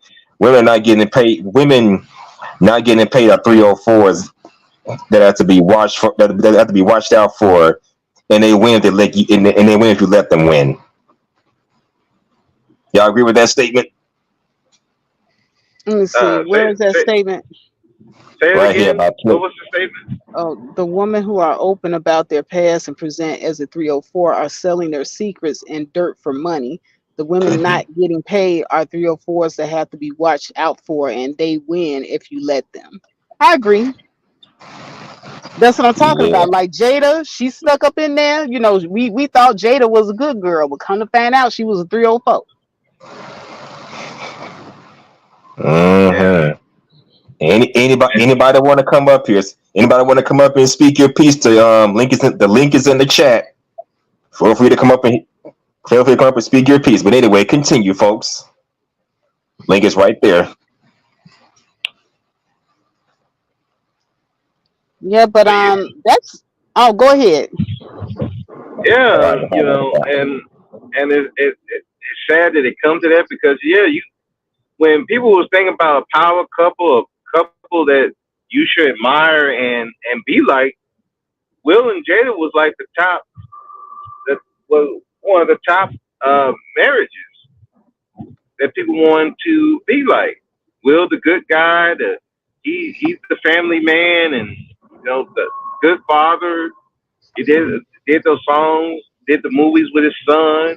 He even had his son in a movie, starred in a movie. I mean, that was the model marriage. And then you find out that, that thing was a facade. So, now it's like, wow, all that, all that they did, and it's like, and you think people won't be rushing to the altar for that? Like, and I know we shouldn't be like basing our ideas on celebrities, but at the same time, it's like if they're at the tip of the top and they can't even make it work, what chance are you when you're not even nowhere near their economic level or social level? So it's just not a good. It's a problem. But another thing is, men find 304s to be fun and exciting. They are, but they can also be a handful. They're good in bed. They're good to be with sexual, but that's all purpose that they serve. But just think about it. If you get an adrenaline rush every time you see a woman, she's fun, she's exciting, But then the other woman, you know, she's good and good for you and probably the better fit to be a wife, but you don't get that same adrenaline rush when you're with her. You're gonna gravitate to the 304. Yeah, that's true. Trust me, I've had that kind of. I know people who've gone through that. They see this good girl. She may not be sexually outgoing or have a body count, but she's an overall good girl. While her best friend, on the other hand, is a complete opposite. Probably got a pass. She may not have a very high body count, but she's sexually outgoing and it's fun to be around. So it's kind of conflicting. Trust me, I've been around the block with women like that before, many times. In fact, they're fun for the most part. They don't give me too much trouble, but deal with them on a higher level. Oh boy, it's hell. Trying to commit to them, it's gonna be hell. They don't like people all up in their business. They don't like good morning text messages. You can't treat these bras the same way you would probably treat the good girl. So I learned over the years throughout college and high school, every female must be dealt with and treated accordingly. Good girls get one kind of treatment. The so-called bad fun girls get another kind of treatment. So it's all about adjusting your mind based on where she stands. That's how I look at that. Yeah, I agree. I know some women who I would consider 304s. I'm cool with them, but once we're talking about relationships, I'm like, nah, I can't be in a relationship with you. I know how you going. I know how you did that other guy. I know you run their pockets. They're like cause them problems. I'm like, nah, I'm good. Hey, but we can still be cool. No problem. You know? Okay, Plaything Placeholder says birds of a feather flock together. Yep, they do. That's the oldest saying. She may not be a 304 now, but one day she will get mad at her man. Then when she get out that whack, while her 304s cheer her on, cheerleaders cheerlead her. So I guess if the girl got a boyfriend and she gets mad at him and start giving that cooch to everybody, her 304 best friend will be sitting right there patting her on the back and giving her praise. That's basically what he was saying. Yeah, because I mean, look at the situation with Aisha Curry. There were so many women like, oh, you know, she just wants, you know, to, you know, live in her, get her little, attention to or whatever. It was like a lot of women, you know, just kind of coming out and cheerleading for Aisha Curry and all the crazy stuff that she was doing. And I'm just like, you really, y'all really gonna cheerlead this? And this is a married woman? All right, I see what's going on with y'all. Y'all don't want motherfuckers to be happy. That's what this is. Yeah, Coach just said sisterhood trauma bonding at its finest. Yep, that's what it sounds like. Yeah, because a lot of them want to be there.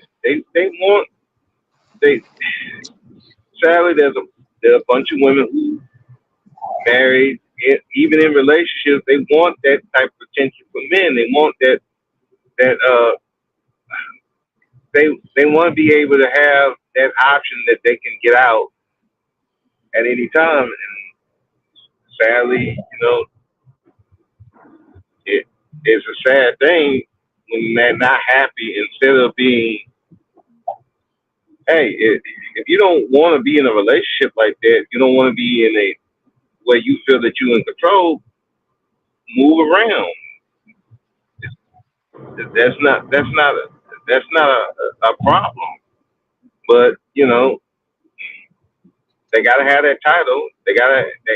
And some of them they get off on conquering a man like that. So, you know, it's weird. But, all right, well, I'm gonna have to drop down. I'm at work, so I'll be back later on though. I'll be listening. All right, Faith. I want y'all to take a look at a video real quick before you hop down. Damn. Oh well. You still there? Oh, yeah, okay. Okay.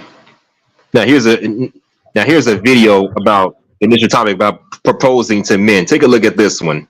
But fair use.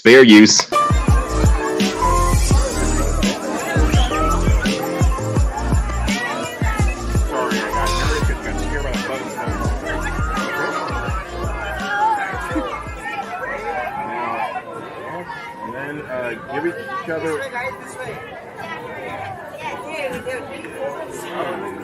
Hello. This way. Oh my god.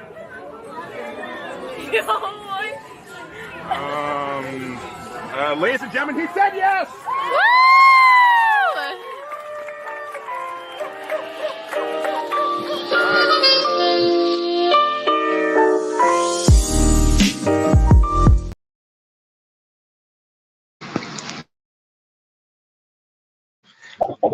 Wow. It would be a white couple. I didn't hear what you say. I said it would be a white couple. Yeah, but is that going to be a new thing now? Women proposing to men? I mean,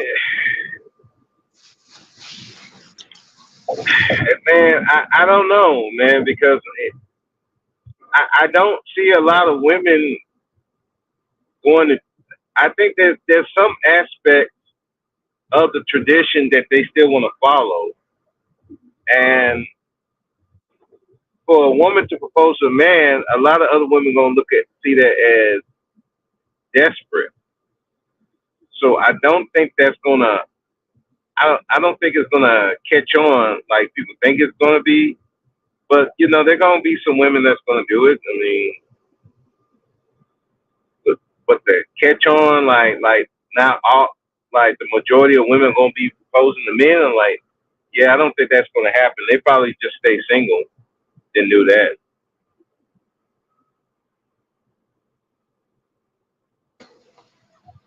But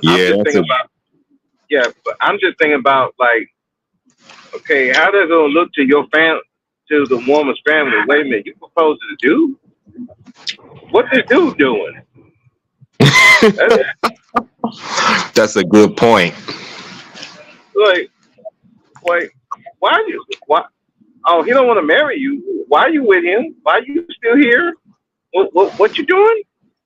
Oh, come on! No, like they'll be looking at her with the side eye. Like, yeah, that's the only women that will be able to do that.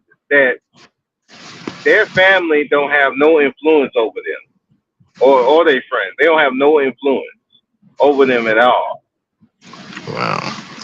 So, and most women, unfortunately, like they don't have as much as they want to say they independent. They're not that independent because if they friends don't approve, guess what? They ain't doing it. So yeah, I don't think it's gonna catch on like people think it's gonna be. I hope it don't. Cause shit, men proposing to women, that's something I was telling Faith. If you've been with somebody for years and years, they ain't proposed to you, just let it go. Ain't no way a man's supposed to propose to you if he knows he wants to marry you. Seriously, that's the way it's supposed to go.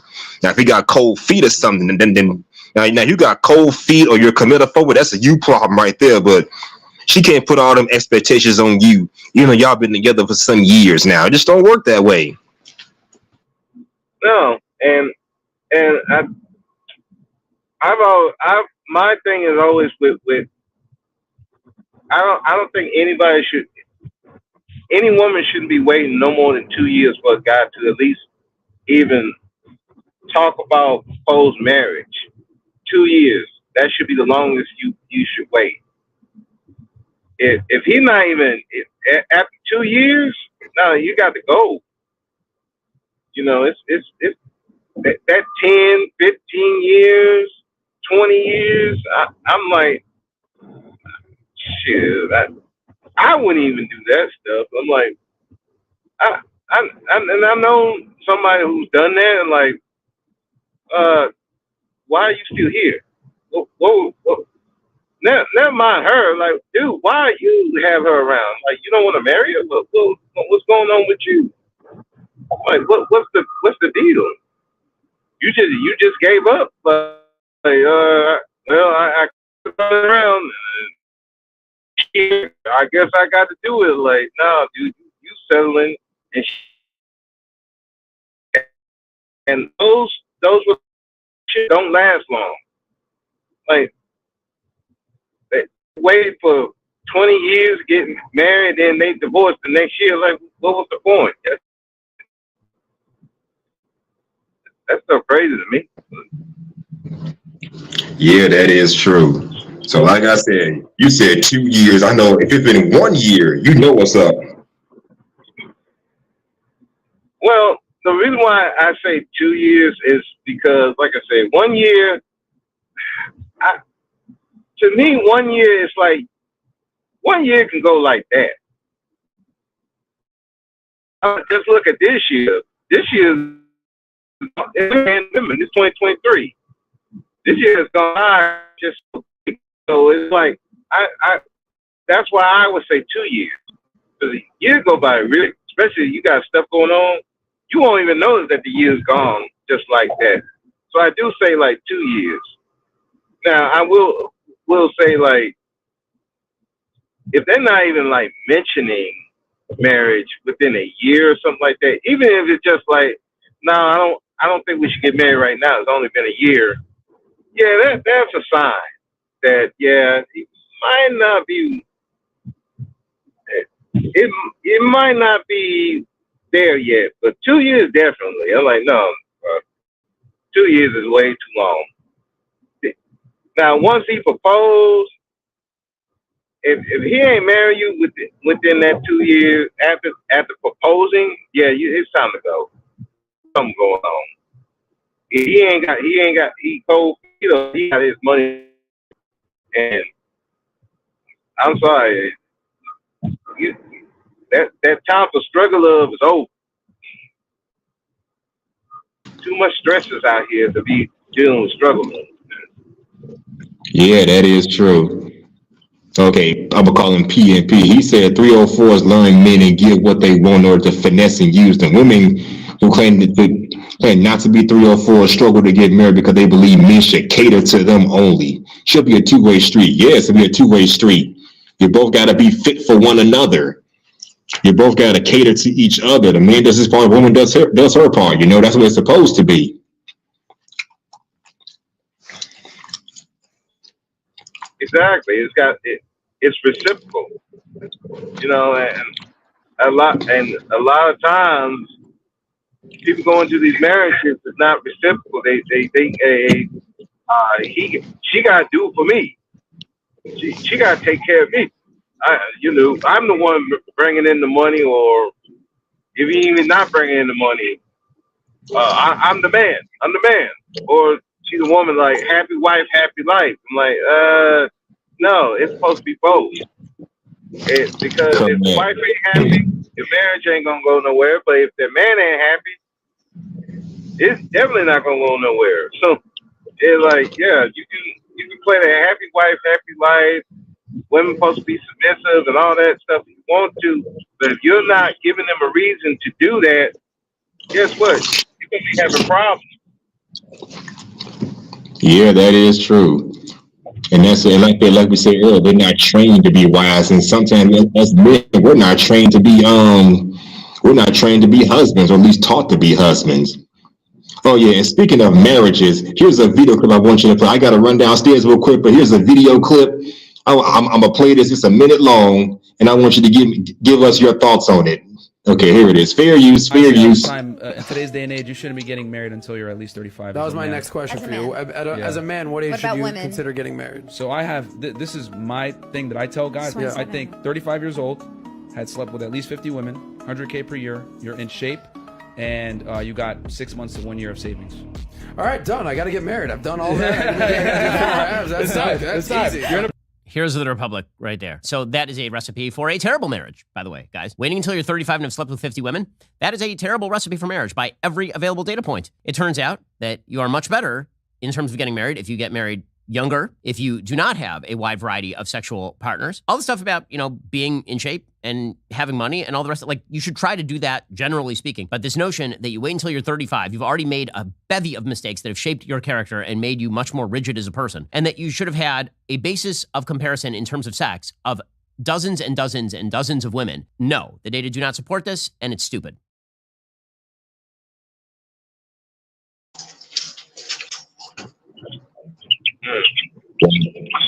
What's your thought about that? as far as like the 50 women type thing, I'm like, that depends on the guy, really. Like, there's some dudes who don't need to be sleeping with all these different women to make that decision.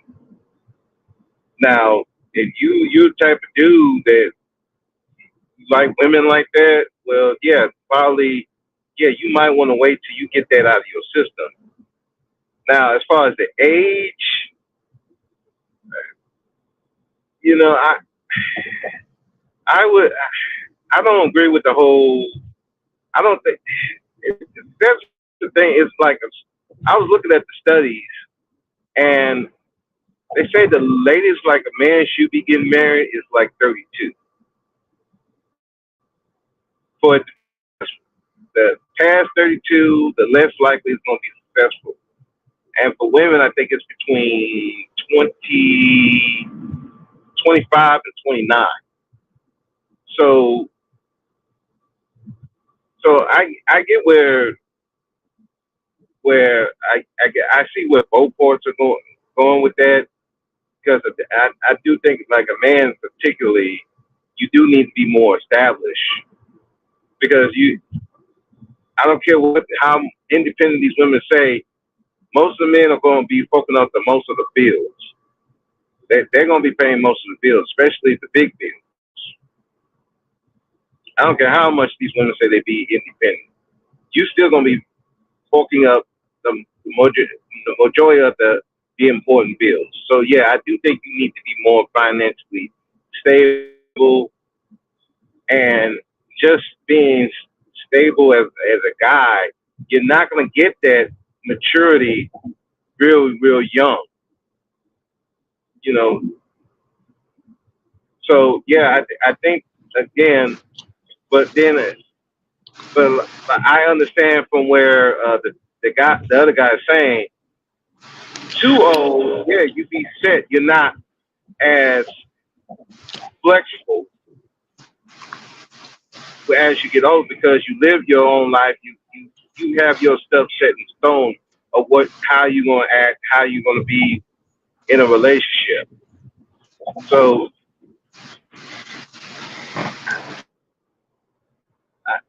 but as far as like being in shape, I mean, well, yeah, you're supposed to be in shape for yourself, not for a marriage. And then all that, you know, being financially stable, all that, you should be doing that for yourself as a man. Before you even think of marriage, you should be doing that for yourself. I want to be in shape, a decent shape, so I can take care of myself and I don't have all these health issues. Especially when you're getting past 35, that's when all the health issues start coming into play.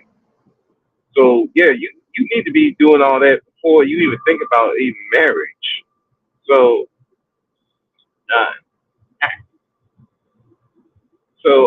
I can see where Fresh and Phil are talking about, but I think again, a lot of dudes gonna take that the wrong way. Oh, I need to do this for when I get a woman.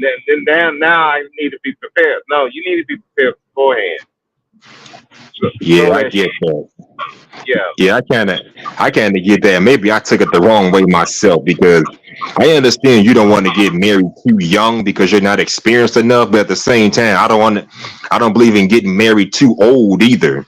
Because think about this. You're a young guy, fresh out of high school, all throughout your 20s. Not only that you focus on your purpose and get your life together, go to school, get a job and all that kind of fancy stuff. And throughout your 20s, you may have had a little fun, dated here and there. Fast forward to your 30s, you wake up to a new world where socializing with women is basically unacceptable due to all the new laws and the new world order of 304 and baby mama culture. So by the time you're 30-something years old, guess what? You ain't got a lot to choose from. Because to me, dating was a little easier 10, 15, 20 years ago than it is today, because back then we didn't have social media. Sure, we had MySpace, but even back then, women were at least trying to meet somebody. So for you to wait till you're 30, 32, 33 years old trying to find a wife, good luck with that in this day and age. Because first of all, most women out here don't want to meet anymore. They rather be on social media thirst trapping, trying to get attention. And second of all, if you're in your early 30s, you want to date within your own age range or older, good luck trying to find a woman your age that already doesn't have children, or at the very least is full enough to even give you kids. Because that's something I struggle with on a regular. I'm 39 years old. I want to date a female that's at least 35 and up. I'm not trying to date no 26, 25-year-old. That's just too damn young for me. The only problem is women my age already got kids, or they just can't get me kids. So now I don't know what to do at this point. So I can see where they're coming from. Don't wait too late. Don't wait till you're 35 and now you're ready to start dating seriously, because you wake up to a new world where dating is basically dead and it's not what it used to be compared to what it was when you were still in your 20s. Because we can look around you can tell it's not what it was back when we were younger. Again, we had MySpace and Black Planet. People back then were at least trying to meet somebody. I know I bagged a few off of those sites myself when I was younger and offline. But they got it to where trying to meet somebody is just, well, if you're not that top tier Chad, you're creepy, you're making it uncomfortable. It could be harassment. How you gonna date in a world like that? So I can get the whole thing. Don't wait till you're too late, too old, but at the same time, don't go into too young, because most marriages fall apart back then because they're not mature enough to handle the responsibilities of a marriage. And that goes for men and for women. So that's just my take on that. Right. Yeah, I definitely agree with you. It was easier back then than it is now. Like, shoot, I looked up on like some of the relationships I got into. I looked up on it. I could not tell you how I made that work. If somebody would say, "Hey, how'd you get with this chick?" I don't know. It just happened. It's a combination of right place, right time, and having at least a mouthpiece enough to be able to talk to the woman and get in there. But Right. It's definitely harder, and I think that's where the problem comes. Why there's a lot of dudes who are frustrated, because they're, whether they are unrealistic or not, the women's mindset towards dating is different now, way different. And like you said, social media, it's been a big part of why it's been really harder for even the average guy to find somebody. And if I would try to date now, like, hell no, I'm like, nah, there's a whole bunch of broken people out here, that, man, I don't want to deal with that headache. I'm not going to be a therapist. I'm sorry. I'll be your friend. I'll be your husband, but I'm not going to try to be your therapist. That's way above my... I will say this, though. I was kind of a therapist for this one chick. I was someone she could talk to when she was going through some things, but it was kind of a different dynamic. Put it like this. I was the shoulder to cry on and the dick she can grab on whenever she wanted to. So I kind of got something out of, being around her, even though I wasn't trying to be in a relationship with her. We can talk and do whatever we wanted to, but hey, we weren't trying to be in a relationship like that. So it depends on the female sometimes. Now, Culture Invasion said they can't date below their top dude, so they finesse. That's what they're doing. Nowadays, they don't want to date but beneath the top tier dude. That's what they're doing now. Yep. She said people should marry in their 20s. Okay, 25, 26, 27, be more specific, but I get what you're coming from. At least in your 20s. I'll wait till your 30s and try to get married, at least for the men. Well, for the women too, because they're not fertile past 35. So hey, I see how that works. Yeah, from the studies, I was saying, like, for women, it should be mid-20s, like mid-20s, no later probably than 29. For men, no later than 32. Mid-20s to early 30s. Anything past that, yeah, good luck to you. It's gonna be very difficult, and you know. And Culture said he would date a 27-year-old that's trying to start a family. Well, older. I said it before. I'll say it again. Older isn't better. Younger isn't better. But society has this narrative that older people like myself and Culture should just stick with women in our own age bracket. And I've said time and time again, I don't care if she's 27 or 37, she could still be messed up in the head. I've seen some messed up 27-year-olds, I've seen some messed up 37-year-olds, I've seen some messed up 47-year-olds. So we got to stop associating age with quality. Now, if you're someone that's trying to have kids, you're going to need somebody younger. But our society will shame men and call them all sorts of dumbass names just because they prefer someone younger and more fertile compared to someone that's old and stale. Talking about you don't want an old woman, you an old man. Well, an old man can still get a woman pregnant, but can an old lady still get pregnant without it being a high risk thing? That's a big difference right there. Seriously, how many 37, how many 38, 39, 40-year-olds you know can still get pregnant, have a healthy pregnancy? I don't know any. Let me know when you found one. Yeah, I think again, you know, with the whole age thing, I'm kind of conflicted on it because, like, how young is too young? Like, you know, definitely, if you're going for you 30-something-year-old guy and you're going for an 18-year-old, I think there is something wrong with you as a guy. But if you're talking about 25 and something like that, okay, I can see that. But you know, yeah, I saw an Instagram video with a 70-year-old dating a 19, 20-year-old. Like, okay, that's just weird. I could see if she was 40 or 50, but damn, 19? Sheesh. Well, you know what that was going on. You know what both of them on. She wants some money and he wants a young tender. Yeah, and also a quote unquote free CNA. Could be. Yeah. If he passed away, what's gonna happen? Well, if she's okay, never mind. I was about to say if she was smart, she'd get that shit signed in her name, but 18, 19, you ain't gonna be that smart to be doing all that. So, you know, I mean, Anna Nicole Smith comes to mind. We saw what happened with her. No, I don't remember. Oh, well, you know, Anna Nicole Smith was a stripper. She met this old oil tycoon in Texas. They got married. He died, and she was supposed to inherit his fortune, but his son and his daughter fought her tooth and nail. And at the end of that fight, the only person that got the money was her daughter with another man.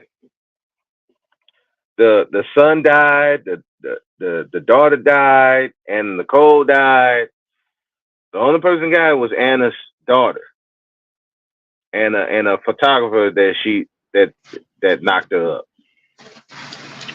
So, wow, what kind of dynamic was that? That was a like year-long drama that it was crazy. But the thing is that yeah, you could try to get with that old man, but don't think that this old man ain't got people looking out for him too. Especially you talking about somebody with money. He might be out of it, but don't think there ain't nobody in the peripheral that's gonna be watching you. You know, I remember my grandfather. He still had women coming around, getting money from him, even though he was sick. Mine was pretty much gone. It took my mother and my aunt to run them chicks away. You know, so it's kind of like, yeah, you can date young if you want, but they ain't gonna be the one to take care of you, and they're gonna use you. And as a young woman, you think you can get with this old dude, but don't think that they ain't got family around them, especially if they got some money. Somebody's around to try to get some of that money too. Yeah, exactly. And Eugene still made a good point. He said he would not feel comfortable dating a woman that's so young she could be his daughter. I agree with that 100%. I can't see myself dating a woman that's my goddaughter age. My goddaughter's 21, going on 22 next year.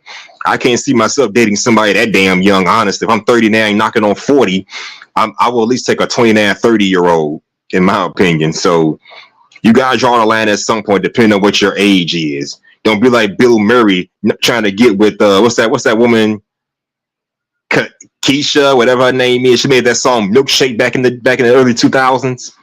Oh, Kales? Yeah, that's KO. Oh Lord. And she's a boatload of crazy. I'm like, well, she's 43, so I guess in his mind, she's a young tender.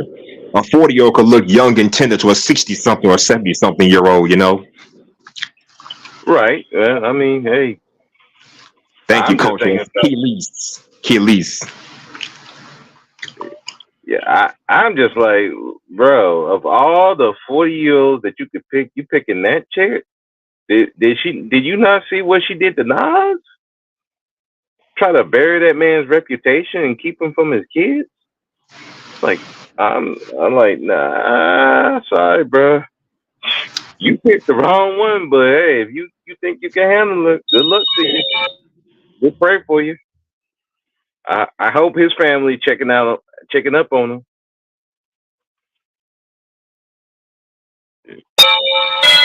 Yeah, me too. But anyway, I'm gonna go ahead and drop down. So, but thanks for having me up, Hustler. Yeah, not a problem. I have more to show, but if you can't stick around, it's cool. It's good to shout out to you and Faith Factor for coming on my panel. Appreciate the support. I'll probably be listening. I'll be listening in. Okay. All right, thanks for being up here, dog.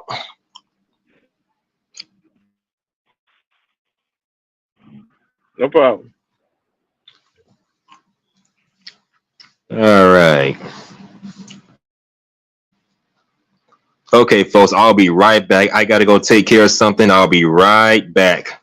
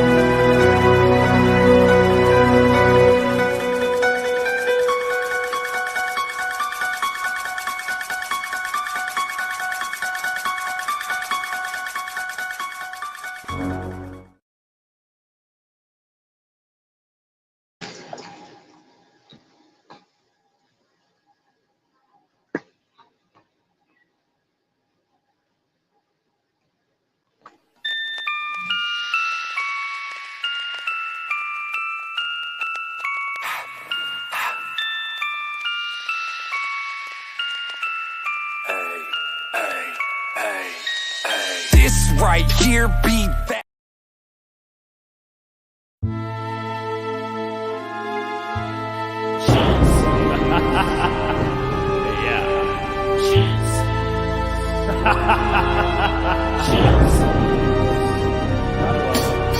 No chance, that's what you got. Up against a machine too strong. Pretty politicians buying souls for a song. Puppets, won't find their place in line. But tie a string around your finger now, boy, cause it's just a matter of time. Cause you've got no chance. No chance in hell. You've got no chance. No chance in hell. You've got no chance. No chance in hell. You've got no chance. No chance in hell. Come on, come and get it. Come on. Yeah.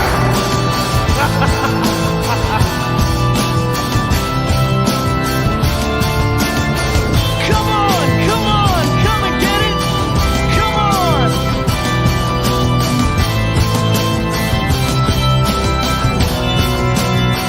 Oh yeah. No chance. You got no chance. No chance in hell. You got no chance. No chance in hell. You got no chance.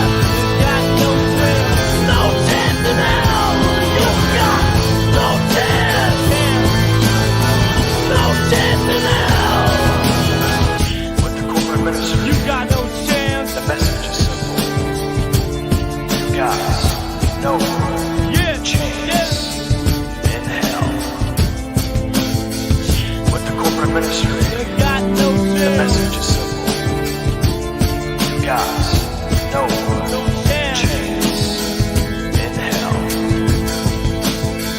No chance. You got no chance. No chance in hell. You got no chance. No chance in hell. You got no chance.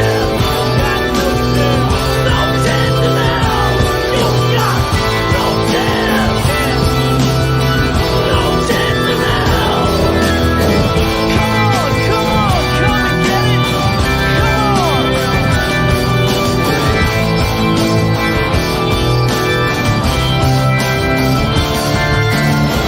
Come on.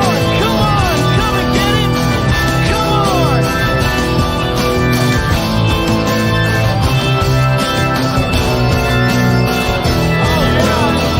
No chance. You got no chance.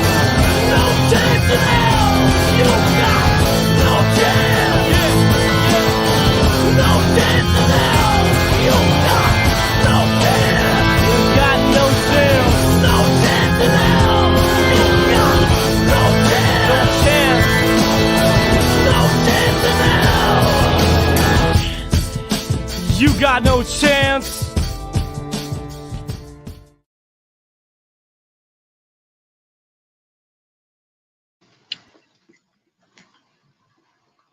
Okay, I'm back. Sorry for that little break. Hope you enjoyed the little videos I made. That was my Halloween intro. This might be the last time I use that Halloween intro. After this stream, I'm going back to the basics. And next month I'll be working on some Christmas themed streams as well. So be sure to tune into that. But first, like I always do, even if no one else comes up here, the link is in the comments section. Anybody else want to come up here and speak their piece on this? Feel free to do so. But right now, let's get into this video right here. This one, it says, why are women proposing to men? And shout out to, who is this? Neek at Night. That's the content creator, Neek at Night. Well, glad you enjoyed it. No chance in hell.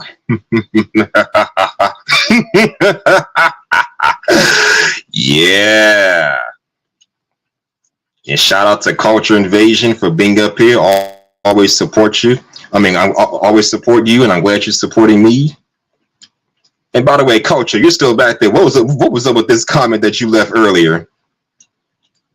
What was up with this, man? Who said this to you? I didn't say anything about that. Who said that to you? I'm just curious. Talking about some run, bro. No. What was that all about, if you don't mind my asking?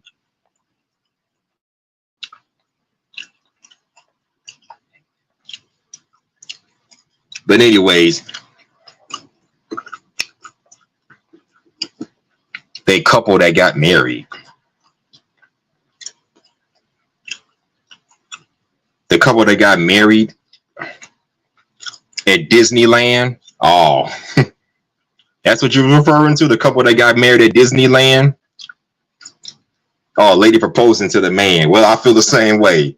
Again, we've been talking. That's the topic of this stream. Women proposing to men. Is it a new trend that's gonna catch on, or just a far-fetched thing that needs to stop?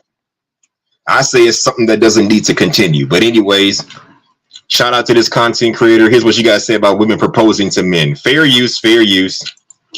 Then to Portia, to Kwame, to I don't know what I'm tired of seeing the most. But in this video, I want to talk about this new trend and this new wave of women proposing to men. I mean, I don't know about y'all, but to me, it's giving desperate. I mean, I know that, you know, traditions are made to be broken. We are in Says who? One, times evolve, the wheels are churning, and we are steadily moving. But this is a direction that I am not here for. Now, yes, I am a boss up female that very much holds her own, and I feel like I am very much equal to a lot of men. Equal to a lot of men? Did she just say she's equal to a lot of men? You mean equal to a lot of men as in you work like a man and got masculine energy of a man? Please tell me that's not what you're talking about. How you going? You claim to be equal to a man in that sense? To the no, no, no, hell to the no, hell to the no, to the no, no, no, hell no, no, to the no, no, hell to the no, no, to the no, no, no, no, hell to the no, no, to the no, no, no, no, hell to the no, no, no, no, no, no, no, hell no, no, no. Please tell me she was exaggerating that. But anyways, fair use. However, there are certain gender roles that we just can't get away from. Even though women feel as though like we can hold our own in certain regards, a man is still a man at the end of the day, and we are still a woman at the end of the day. And that's just what is given, okay? And that's just, you know, how it is. I mean, it's just certain things.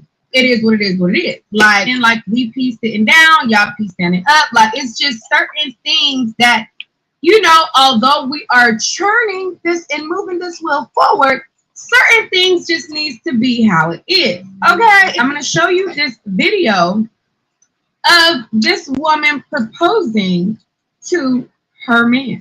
Here we go. Damn these ads. Give me a second, folks.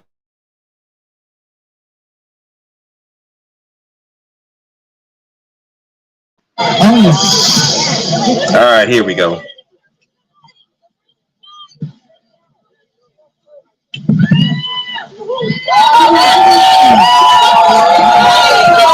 Wow.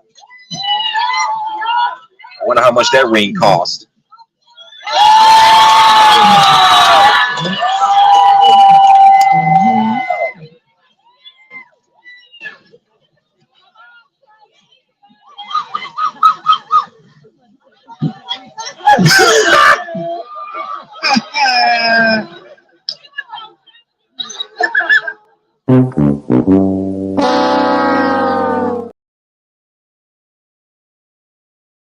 Oh, he accepted it. Ladies, is this a direction that we taking it? Is this where we going with it? I gotta play this anyway because that's just weird.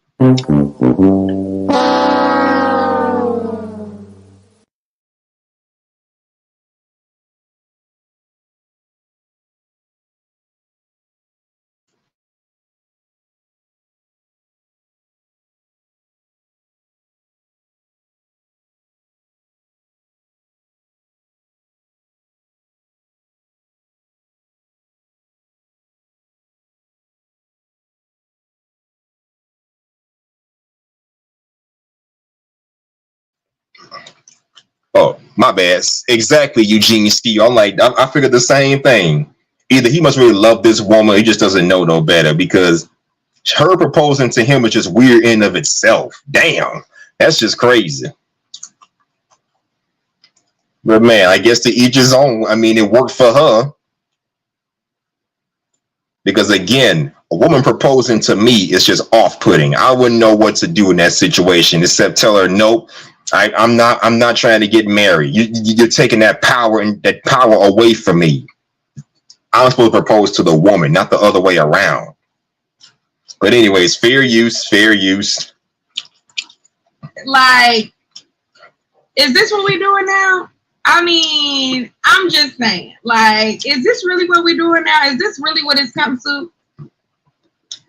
Like I said, I'm all for equality because I very much can hold my own, but it's just certain gender roles that cannot be reversed. Like, if we are going... And once again, ladies and gentlemen, the link is in the comments. So you want to come up and speak your piece on this? I still got time. I'll let it go for like another 45 minutes or so. Anybody want to come up here? Okay, let's continue. Fair use.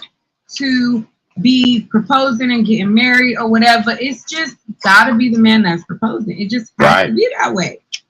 I mean, you don't have to have a traditional wedding. You don't have to have the white dress. But what you cannot do is get on your knees as a woman and propose to these men. No ma'am, no ham, and no turkey. Exactly. At least she agrees with that. And by equality, I hope she means equality in terms of decency and respect. That's hopefully, I hope that's what she's talking about, because she's right. There are certain gender roles that don't need to be switched around like that. And as I said, women proposing to men is just far-fetched in my opinion. I don't believe that needs to change up. Yes, I get it. Women are not what they were back when our ancestors were growing up. They're not in that quiet, submissive, sit at home and take care of the house role like they were back then. But that doesn't mean you can't initiate those roles in the modern era. You still have the power as a woman to do these kinds of things and be a traditional minded woman. There's nothing wrong with that. But she's onto something. Women proposing to men kind of interrupts the dynamic of how men and women operate. The man is supposed to propose to the woman. Never should it be the other way around. And I don't know what would y'all do in a situation like that. Anybody listening in the chat, men, what would y'all do if your girlfriend or your, I don't know, a chick that you were just dealing with for conventional purposes only just came out of nowhere and proposed to you? What would you do in a situation like that? I want to hear somebody in the comments, or come on the panel and speak your piece on it. What would y'all do in a situation like that? For those listening in the back, if you're a man and your woman proposed to you, what would you do in that situation? Feel free to answer in the comments or on the panel. But anyways, fair use. Like, we're not doing that, sis. Like, no. Here we go again.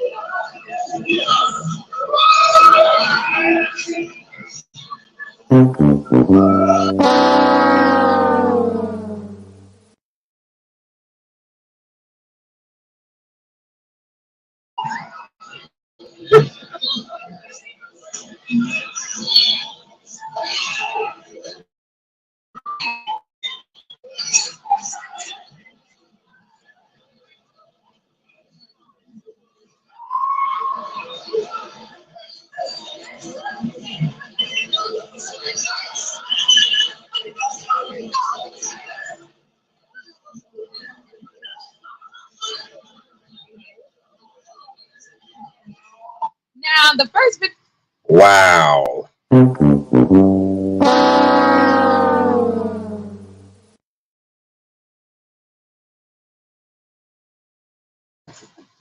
The price ain't right. The price ain't right. But anyways, fair use, fair use.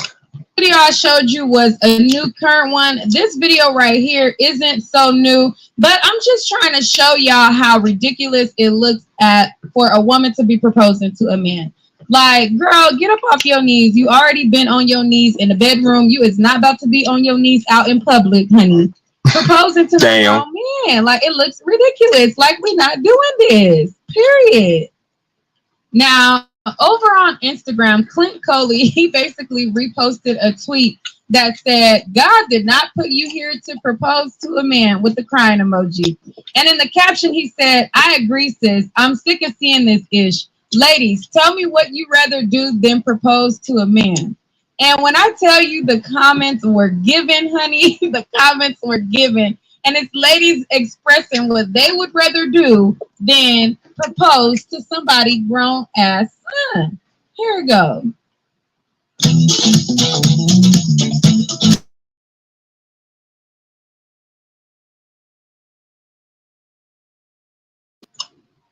These ads are just ridiculous. Okay, give me a second.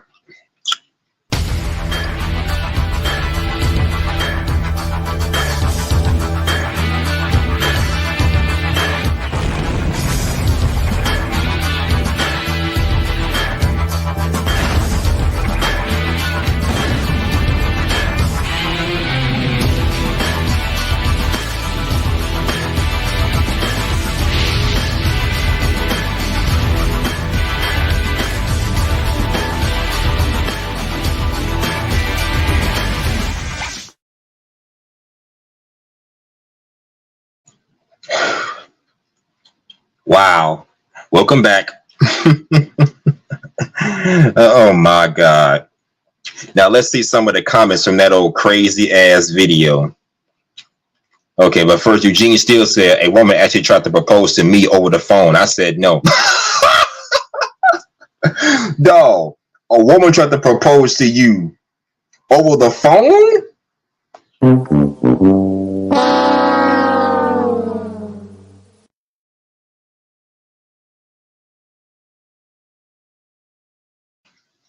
The price ain't right. The price ain't right. And by the way, was it by text message or regular phone call? I'm just curious. Did she send you like a little gift emoji with a wedding ring on it saying, will you marry me as a caption? Or was it over the phone like, will you marry me? I'm just curious, man. That's just ridiculous. Oh my God. Man. Okay, so it was a regular phone call. Wow. You know, I'm pretty sure she had to send you a little, what they call that, a gift meme or gift emoji with a wedding ring on it. It probably would have made things better. Oh my God. But that's crazy. But you see what I mean? You must got this chick sprung. Either you got this chick sprung, or this chick is just so goddamn desperate that she'll just walk up to you and marry you first. Or I'm talking about, let me rephrase that, get you to marry her. My bad. But anyways, let's see some of the comments from this crazy videos. Okay, y'all can see it. There it is. Fair use. This one says, rub one out just before I eat the family size tray of mac and cheese. Wow. Count the grains of rice in 20-pound bags. Oh man. This is just wow. And that's why they all stay single. Good point. This nigga saying yes, that's gotta be worded. It's the nigga saying yes that you got to worry about. That's a good point too. The men who actually accept this bullshit, you got to worry about them if anything. I mean, she's already taking that power away from you. You know, tell them what other power she's going to try to take away from you.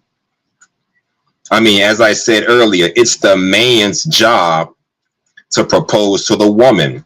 If she's taking that power away from you and already has power over, you know, the sexual aspect of the relationship, She's basically got power over the whole damn marriage. Sometimes you gotta let men be men and do what they have to do. Hold on a sec, folks. Oh man.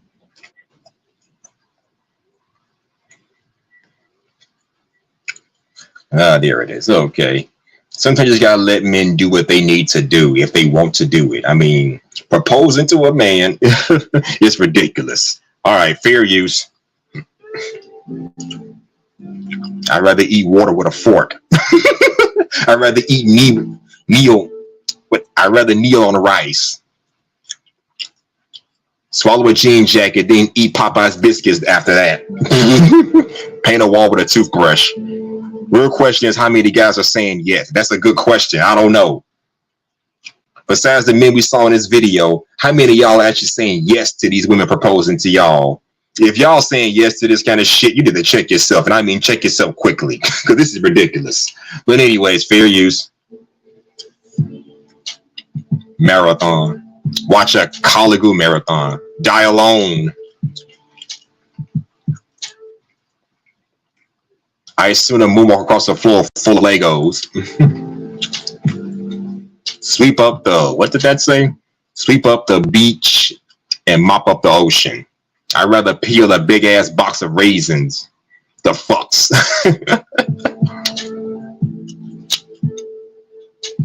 I'd rather get woke up by sleeping. I'd rather get woke up out of my sleep by a Charlie horse. Wow. I've had a Charlie horse and it's not great to have. So I'd rather shit in my I'd rather shit in my hand. This guy said I'd rather shit in my own hand. So we get the point. The idea of women proposing to men is so far-fetched. These people will do anything and everything other than do just that.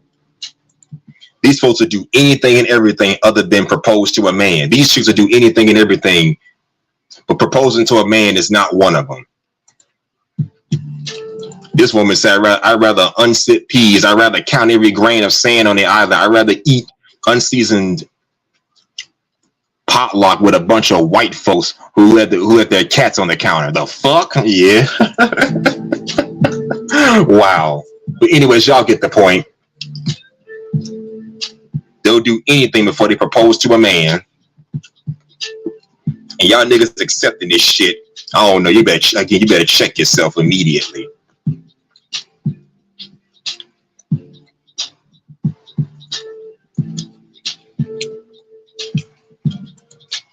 And this woman said, if I propose to a man, he's taking my last name. So I guess he's just going to take your last name by default since you initiated it first. Wow. I'm also smacking his booty while we're missionary and telling him to say my name. What the fuck kind of freaky shit you on?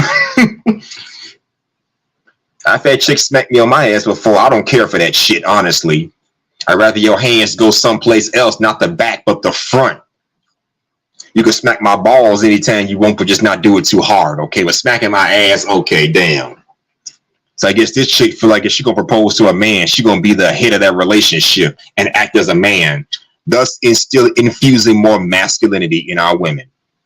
It's mind-boggling. This is gonna infuse more masculinity in our women if we accept this shit, because you're putting yourself in a masculine role. Women have been doing that for decades, but now giving them control over a marriage, that's even worse. It's bad enough they want to be head of the household when they're the ones being proposed to and they accept the marriage, but now they want to take that power away from men by proposing to men themselves. It's ridiculous. It's mind-boggling, but fair use. Oh man. Eat rice with a toothpick.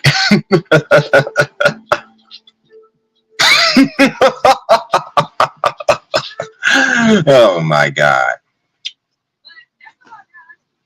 Quick video, real quick. Pump another one. Out. Okay, and I want to know what y'all think about this new wave of women proposing to men. Ladies, could you see yourself proposing to your man? I mean, after all, that's your ninja. I mean, you know what I'm saying? You let me know what you think about it, and could you do it? Fair Fellas, how would you feel if your lady proposed to you?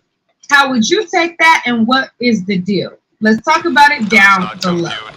Does not compute. Does not compute.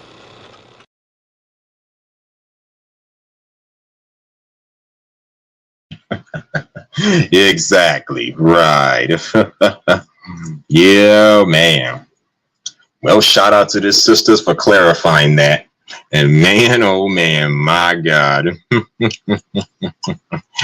This is just crazy. Oh my God. I would talk some more in-depth things, but right now I got to go fry some corn real quick. But hey, since nobody else is coming up on the panel, exactly, Culture. Nope, nope, nope. It ain't happening. Not for you, buddy. Not for me either. And Dr. Eugene Steele said, well, a woman tried to propose to him over the phone, a regular ass phone call. Ain't that about some shit? That just ain't happening. No, no, no. I don't believe in that. It's still our role as men to propose to women that we like. And if it's been some years and he ain't said anything, that lets you know where the man stands. That should let you know where you stand in that man's life. I had some more to show, but I'm at the 2-hour mark, so nobody wants to come up. I guess I'll just give my final thoughts on this whole situation.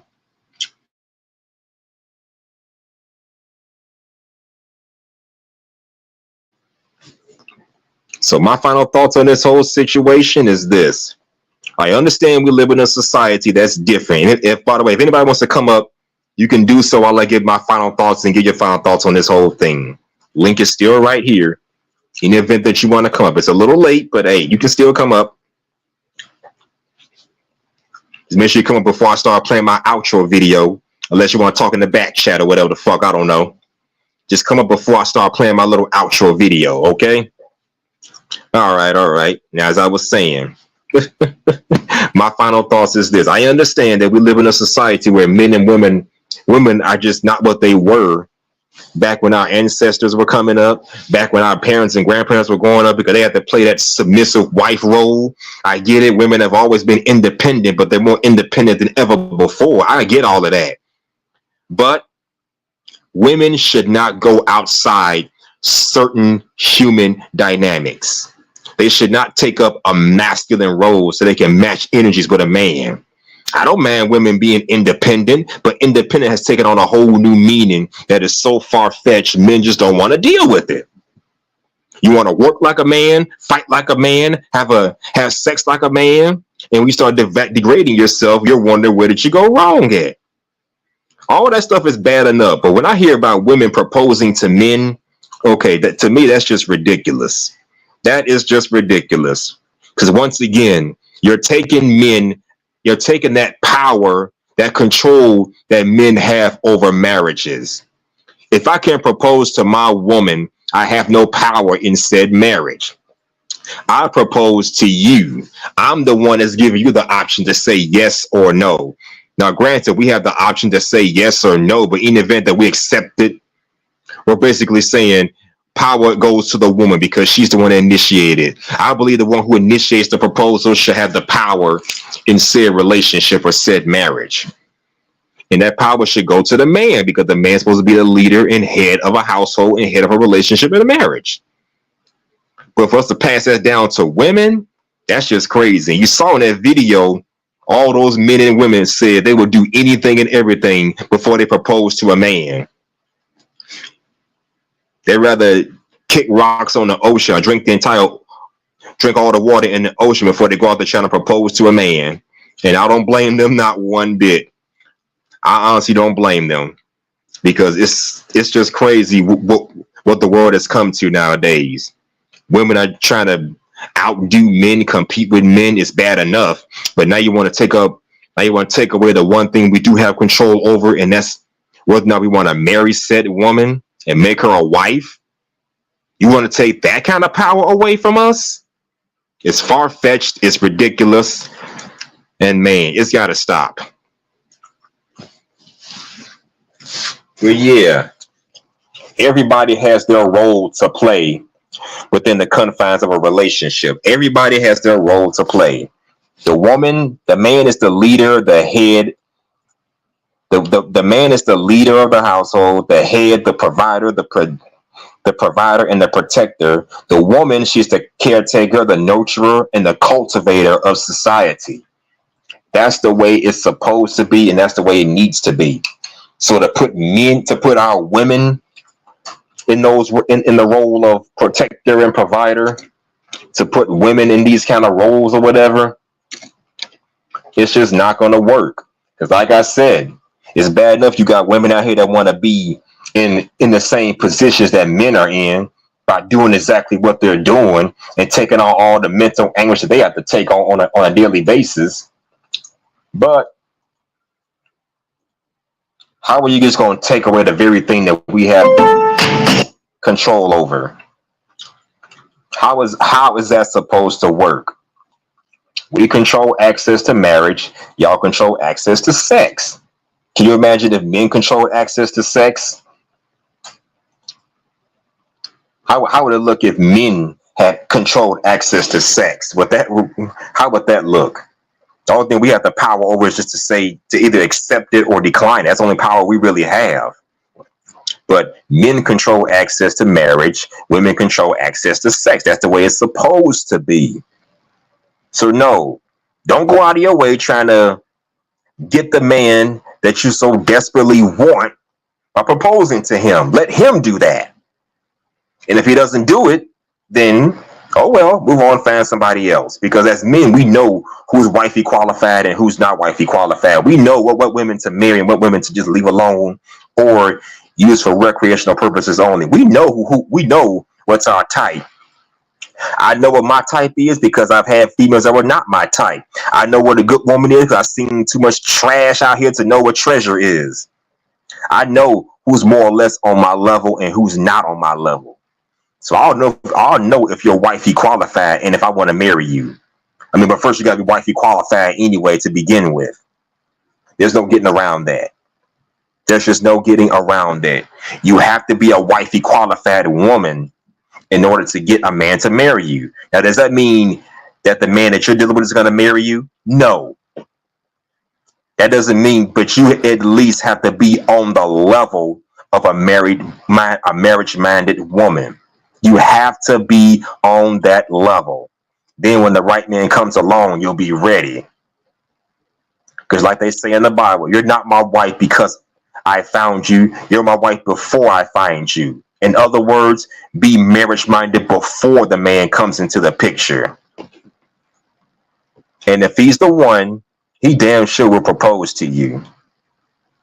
That's the way it needs to be. Well, ladies and gentlemen of the YouTube streets, I once again brought the heat. And I want to say shout out to Eugene Steele. Shout out to you. Shout out to Culture Invasion. Shout out to Culture, fierce like a vulture, got the gaming skills of a poacher. Shout out to Playthings and Placeholders. Let's see who else was in here. Oh yeah, shout out to the Active Activists. Shout out to Brother Speaks. I don't know if he's still up here or not, but shout out to the Brother Speaks podcast. And last, but oh yeah, shout out to Zara for coming up and showing her support. Wish she had came on the stream, but it is what it is. Shout out to Zara for coming up here. And last but not least, shout out to my newfound homegirl, the Faith Factor. Thank you for your input. Come again soon. But until then, ladies and gentlemen, this is Hustler and Muscular, also known as HNM. And you know what I do. Giving you the truth straight out the booth, hitting home runs like Babe Ruth. Because that's what I do. Take care. Deuces!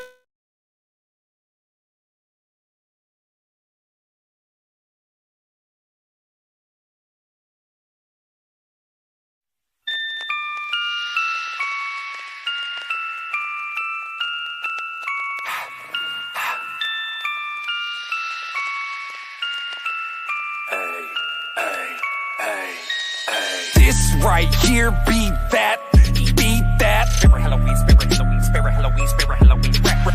This right here, be that, be that. Spirit Halloween, spirit Halloween, spirit Halloween, Spirit Halloween rap is back, yeah, you had it right. These points stick to your head like I was stabbing spine. I'ma take you for a Reaper's ride, better grab a sight. Betty Sharp with the skills, I guess I got a dagger mic. Waited 2 years for this, keep on your pants. Poor George beating me in the battle's a slim chance. When I spray nozzles, it ain't a thick gas. I ain't Ellie Hatchet with a pickaxe, but get back. The executioner will leave your horseman headless. I'm like the smoldering reaper way I force the pestilence. I'm the Pumpkin King Jack, and all of you peasants is bowing to your heaven sent excellence of malevolence. I lay you hecklers to eternal rest. I'm just like Hellspawn, the way I burn your chest. The best clowns will never wanna tap in my shoes. If you bug jump, I'm finna stomp out your beetle. I'm the watcher of your grave, the keeper of the crypt. If you test as actor jester, I'ma watch your chest rip. You can say I got a black heart, I will hunt your home, but it ain't a home hunt when we set up in your backyard. Oh, we ain't done. Savannah, Psychotic, Part 2. I'm back. This right here be that Spirit Halloween rap. All my home hunters know we need that. This right here be that Spirit Halloween rap. Hey, buddy, know we need that. This right here, right here, right here, right here be that Spirit Halloween. This right here, right here, right here, right here be that Spirit Halloween. My fearsome scowl make your spirit howl. Kick down your door and march in my warriors if you're stealing style. What I create's crazy, you easily ain't built like that. My raps will turn heads like stilts, I bet your neck will twist like Reagan from The Exorcist. Act wild witch, I'll X you off my collector's list. Stir the pot like the cauldron is to play Mr. Salty. I'll bury you in the backyard like Darling Dolly. I run with a tech squad, no zombie. Who gon' give someone headless help? Nobody. I'm the Night Stalker, Death Crawler, Death Stalker. You act like Twitch and Banshee, you just a loud talker. You can hide, but you can't run far. I'm in the cut like Buzzsaw, you in the trash like Sunstar. The ladies love me, Shorty screaming out, oh, he fine. I am your mommy's favorite, I guess it's party time. This right here be that Spirit Halloween rap.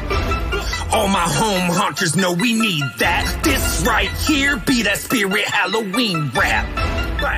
Hey, buddy, know we need that. This right here, right here, right here, right here be that Spirit Halloween rap. This right here, right here, right here, right here be that Spirit Halloween rap.